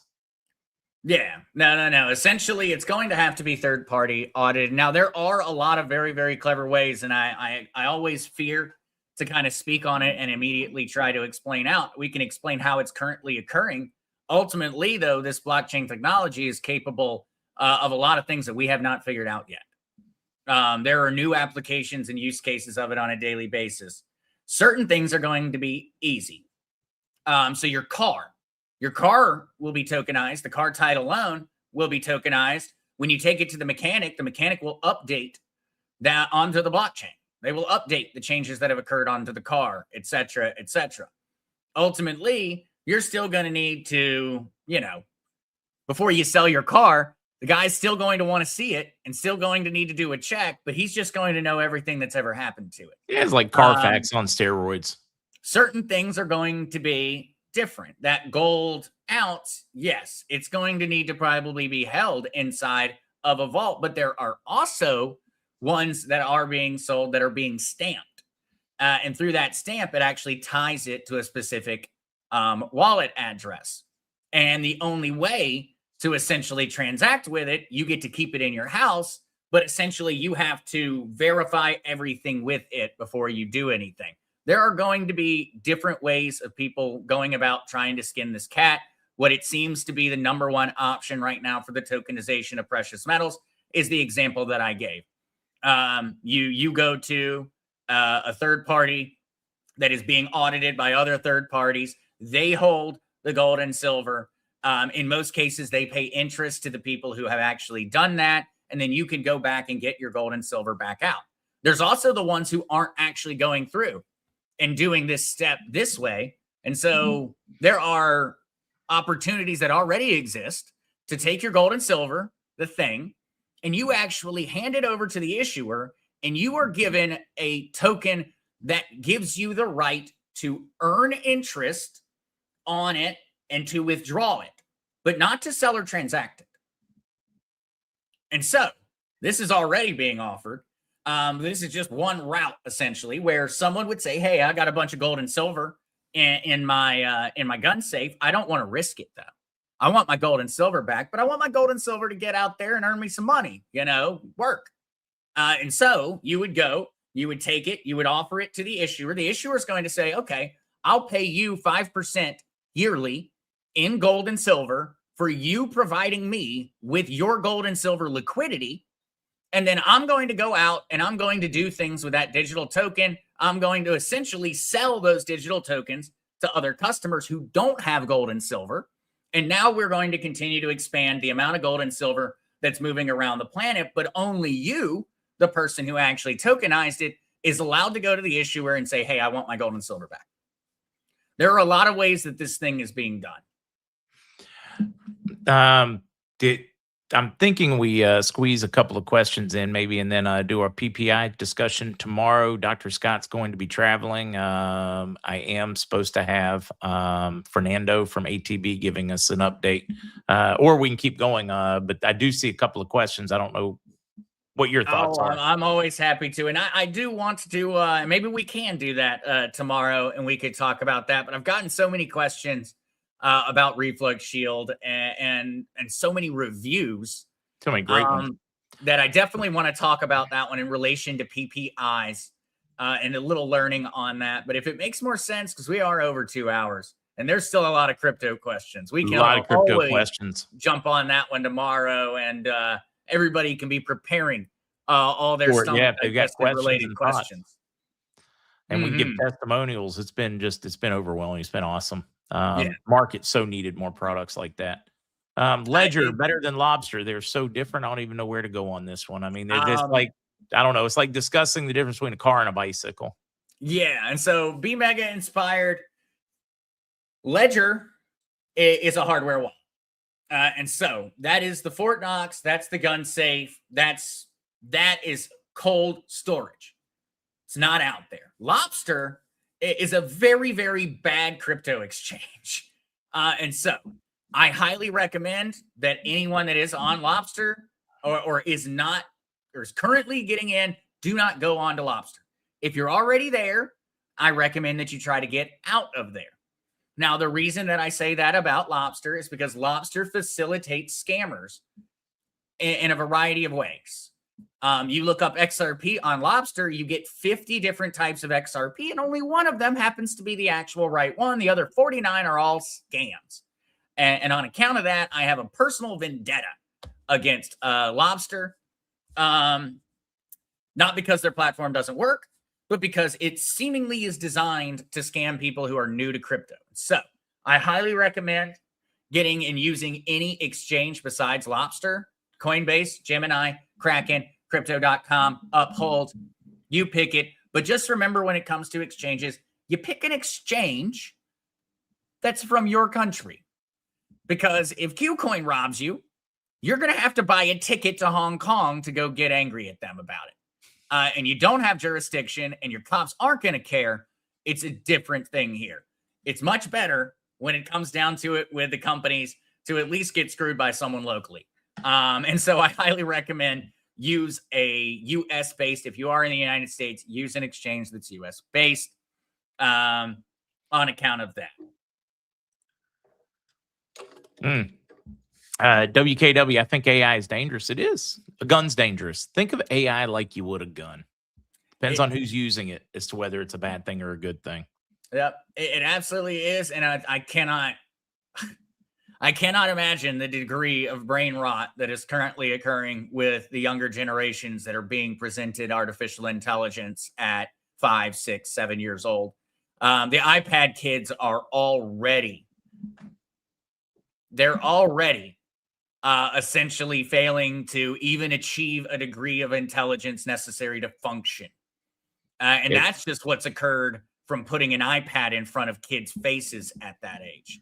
I know that is why our reading literacy rate is falling as fast as it is. It's the youth. Young people can't read anymore. No. Imagine what's going to happen with artificial intelligence being presented to them. They're not going to need to. Yeah, they're never going to need to read. They'll be able to wear their glasses, have a piece, and it'll explain everything to them. It'll look at the reading and it'll look at the writing and it'll just tell them what it says. Yeah. No, it's all of these things that we're currently experiencing the ultimate catch-22 of technology right now. We've been presented artificial intelligence, which if used by intelligent, hardworking, morally substantial people could absolutely better the world in incredible ways. We could absolutely go through and solve diseases. We could go through and solve problems that have plagued humanity since the beginning. We could do that. Or we could make we can watch a cool on cat social video. media, and everybody can watch, Sasquatch doing his daily vlogs that are all created by, a Sora or something of the world. It could be used for good. It could be used for evil. Blockchain technology, it's the same thing. It is the opportunity to solve some of the longest standing problems in human civilization, or it's the opportunity to make one heck of a lot more problems. We live at a crossroads in history, and we probably have, in my opinion, and I know every generation claims this, but I believe that we are at the most pivotal time in human history. We are at either, we're at it. We're sitting right there. Yeah, as the buzzards in Dumbo said, what you gonna do? What you want to do? It's gonna be up to Mhm. us. Yep. This is definitely one of those where if you are not a self-starter, the world's gonna leave you behind. You're gonna become the useless, lazy, lethargic, fat, obese consumer of everything. Whether it's, when I say that, what was that like kids movie where all the people are on like this big space and they're just plugged into these and they just slovenly and just rough. It's both a scary time in human development and an exciting time in human Yeah. development. What do you Yeah. know about super AI? Super AI. Is that like the extra mega pack? Hey, It just has I'm more in not it? certain.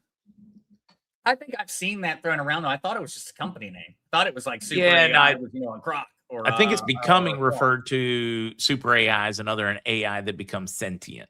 Although I would argue pretty Okay, much okay. every AI is becoming sentient now.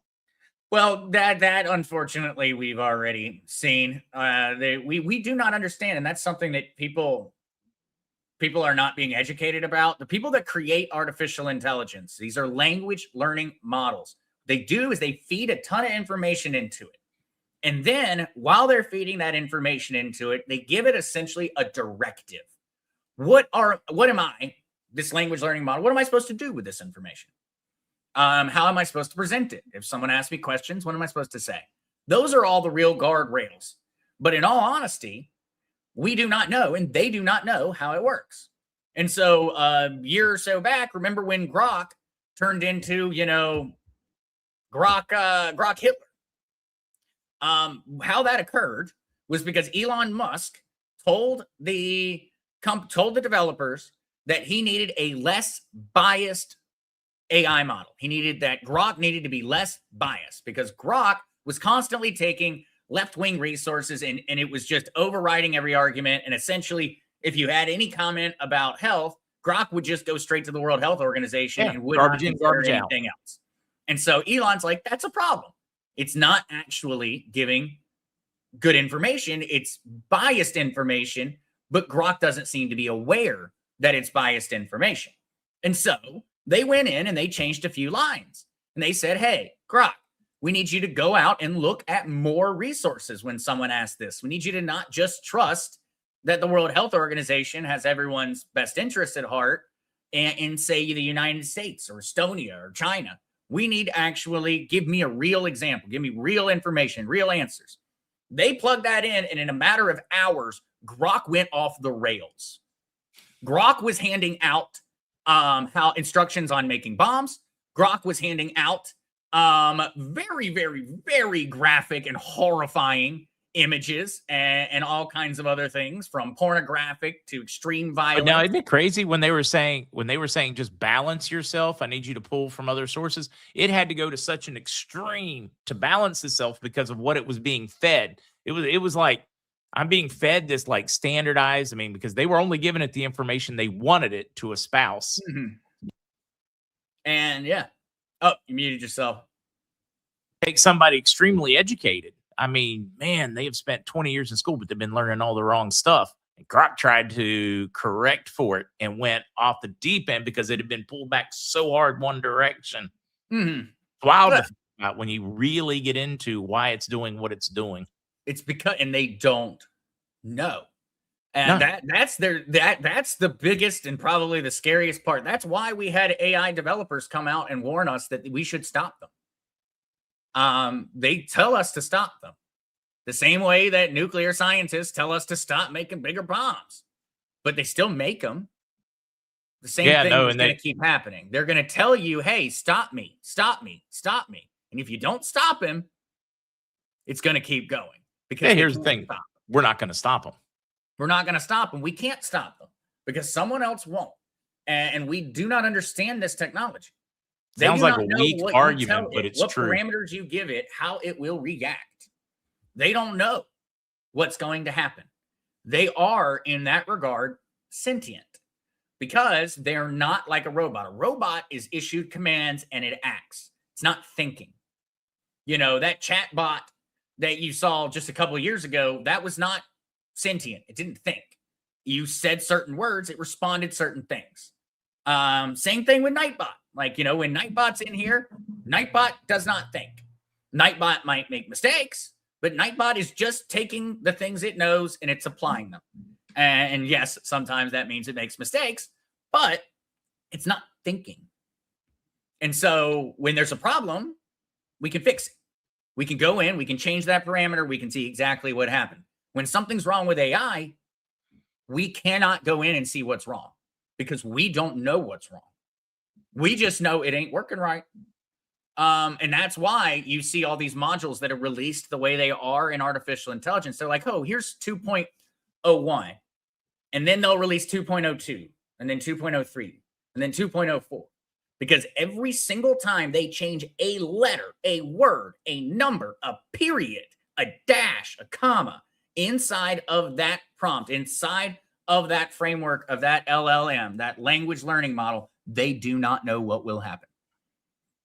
And that's why there are millions of AI update versions that we have never seen, because that's the type of thing they do. That's how many times they have to try to get the ones that work. Yeah, it's going to be an interesting journey, but I want to do it with anybody, but anyone else other than you guys. I mean, yeah, if we're gonna do it, might as well do it with people you like. Mm-hmm. Builder, dear AI, I'm not a mushroom. Do not attempt to keep me in the dark and feed me manure. Right now, AI, and I think that's what a lot of people though aren't thinking about. Like right now, and so here's actually a really fun one. Did you know that so far we have seen the largest growth in entrepreneurship in American history? Yeah. No, We've Polly, seen I'm the not largest bad. growth in Obesity is a bad entrepreneurship in thing. American history. We are the most entrepreneurial country on the planet, and we've never been as entrepreneurial as we are now. Because why? AI is telling everybody to quit their jobs.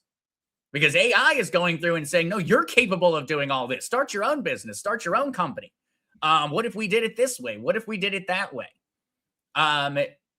While we can hyper-focus on all the negatives and potential pitfalls, what we may be seeing is a lot of people missing a bus that is a huge opportunity right now that artificial intelligence is presenting. You're capable of doing things that you are not capable of doing. Essentially, I am not a graphic designer in any form or fashion. But he knocked out a cool picture in minutes. I don't like it. I can't spend more than 3 minutes in Microsoft Paint without wishing that I was doing anything else on the planet. But compliments of artificial intelligence, Zester, the artist, is a very, very easy prospect and Zester, the musician. One king. I cannot play. I used to play the violin or the fiddle. I like to call it the fiddle. It was the violin. Sounds when I was young. Yeah. But I darn sure cannot do full audio, everything else. Play a bass guitar, piano, drums, and all those things at the exact same time. But guess what? Now I can. I can't actually do it, but I can present the same form of music that anyone else that could do those things. I don't know the majority of all coding languages. And so C++ might as well be Mandarin Chinese to me. But guess what? I can write you a program in C++ and I can have it done, audited, securely filed, tested, Q&A'd, everything all on my own in a matter of a couple hours. But I don't know how to do it myself. Polly, how to get help with setting up or getting crypto. He does this all the time, like almost 2 or 3 days a week. Oh, wait a minute. I got to take this one out and add a different screen, but you can just go follow him on YouTube channel. You can just got to change what you're learning. Yeah. On Friday, this coming Friday, noon Eastern Standard Time, I will be live on the Crazy Kryptonite. I typically do a lot of those are just Q&A. There's probably Right. 20,000 videos on YouTube on how to buy XRP, how to get these things. And so typically it's a lot of question and answer. And that's why I do the live streams. In all honesty, recorded videos would do a lot better and be more applicable to a lot of folks because they're just easier to consume, shorter and more concise. But you don't get to answer questions during those. Those live streams are usually a matter of me presenting some of the news, presenting something that we're learning about, something that's relevant at the time. And then I am answering questions for the rest of it. Because if you have the question, someone else probably does too. No, absolutely. All right. It's time for me to get on with the workday here shortly. Yeah. No. And then I will, though, because, we went so long. But tomorrow, guys, if you have questions on the acid reflux or you want to learn a little bit about that one, I have gotten so much information now, more than I already had from working with the community, from every day now, we get a few different messages. Now it's about 3 or 4 a day. For the first couple of weeks, it was 1 or 2 a day that their entire world has changed and they cannot believe that the product works. I've also gotten and learned a whole lot about folks that were taking PPIs that now have developed different stomach acid issues on account of it. We've learned a heck of a lot. I thought I knew it all. And the community has made it to where I know I'm aware of even more. And so I want to talk about that and definitely want to talk about PPIs as a whole. If anything, just more as a PSA from everything we have found out, because we have found out that if you take PPIs and you did not have acid reflux, you are most likely going to be experiencing acid reflux for the rest of your life. It is the most overprescribed medication on the planet. Which I really want to talk about, trying to get a little bit of a movement going right now with RFK in terms of how he is going about the antidepressant and anti-anxiety medications, where he's actually starting to offer through the through different organizations dollars to doctors for de-prescribing medications. I want to talk about that one. Learned a whole lot that I'm very excited to share, and also got a lot of questions from folks because we have gotten universal 5-star reviews besides 2 people. And I want to talk about those situations because both of them were multi-decade long PPI users. And I want to talk about that so that everyone is aware of some of those things. But at this point now, it is 3 or 4 a day, life-changing. Jeremy over there at Patriot Rising, life-changing. Oh yeah, I love some of that. I love when doctors give me their testimonies. It's really cool. When I first started using it, there were probably 3 or 4 months after that where you could not have a conversation with me without me talking about stomach acid and alginate. I get it. I get it. When you experience your first sleep, where you slept for a whole night for the first time in years, it's something that you tell people about. I never realized how nasty that probably was, me bringing up in every conversation. Yeah. So I had all of this stuff bubbling up. Yeah. But I finally found something that fixed it. It was probably a little TMI, and I probably should have quit bringing it up at the dinner table all the time. Yeah. Mods over on the Rumble side. Well done dealing with all the extra trolls today. Oh, Rumble trolls were feeling froggy today. Oh yeah. We're going to keep getting more, not getting less, but that's life. Mm-hmm. Yep. No, conspiratorial lost my husband acid reflux and that crap. He would take Tango, I think it was. Now, I'm so sorry to hear that, conspiratorial. And that's what I've been learning more and more. I knew from the numbers that this was a huge problem. What I didn't realize was the degree to which it was actually an undercalculated number. They're showing that about 50 million Americans are currently on PPIs that absolutely will negatively affect them for life. And that number is constantly growing. And that's just people that are getting them prescribed. That's not the people buying them at Sam's Club. That's not the people spamming. Which is most people. I was going to say, yeah. 90% of the market's buying them over the counter and doing it. I thought for a long time that it was more of a it was like me and Pops' problem and my mom's problem. It was, it was a genetic thing that we had, type deal. And wow, I have been absolutely amazed by learning even more about it. No, there are class action lawsuits that should be filed. There are a lot of them that all are of already us that were underway. taking those things for years. They knowingly, because we did studies. They did a blind study where they gave PPIs to half of the crowd. This was done in Denmark. And they gave PPIs to half of the people, and they gave nothing to the other half. These people did not have acid reflux when they started. 53% of all the people that were given PPIs during that trial Afterwards. have had lasting lifelong acid reflux issues. That did not occur amongst those that did not take it. It is Crazy. not just a confirmed fact. It is absolutely unarguable. They make you sick. Yep. And that's why it's one of the most overprescribed classifications of medications in the United States. Because all I got to do is get you to do it once, and then you're never going to stop. Yeah. Skeeter, that is great news. I like praise reports. Oh, I did realize I was sitting there, saying everything about that, and I never did put that up. It is right over here on Mr. Heels. You will see it right away if you subscribe to it. Always free shipping on any subscriptions, and you can choose what that timeline is. You could have it, every month, every other month, 4 times a month, whatever that may be in terms of your situation. But I would highly recommend everyone out there, and we'll talk about it more tomorrow, but I would highly recommend everyone that is on PPIs to check out the journal actually over there on the page, because there is a new alginate versus PPIs article. It's even actually spoken, and so you can actually listen to it.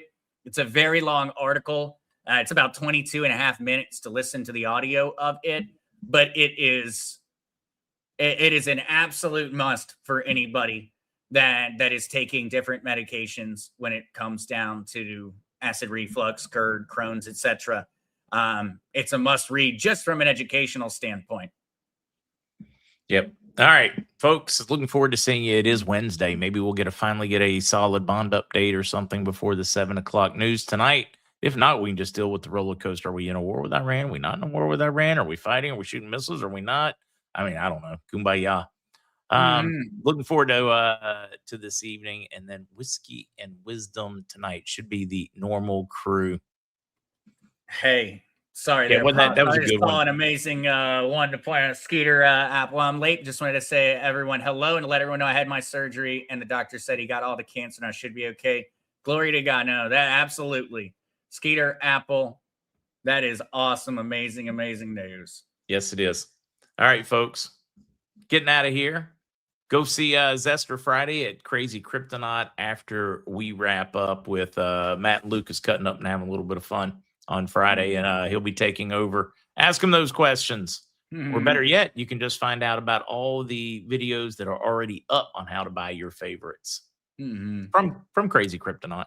Yeah. Yeah. Yeah. All right. No. Thank you guys. Love y'all. See you soon.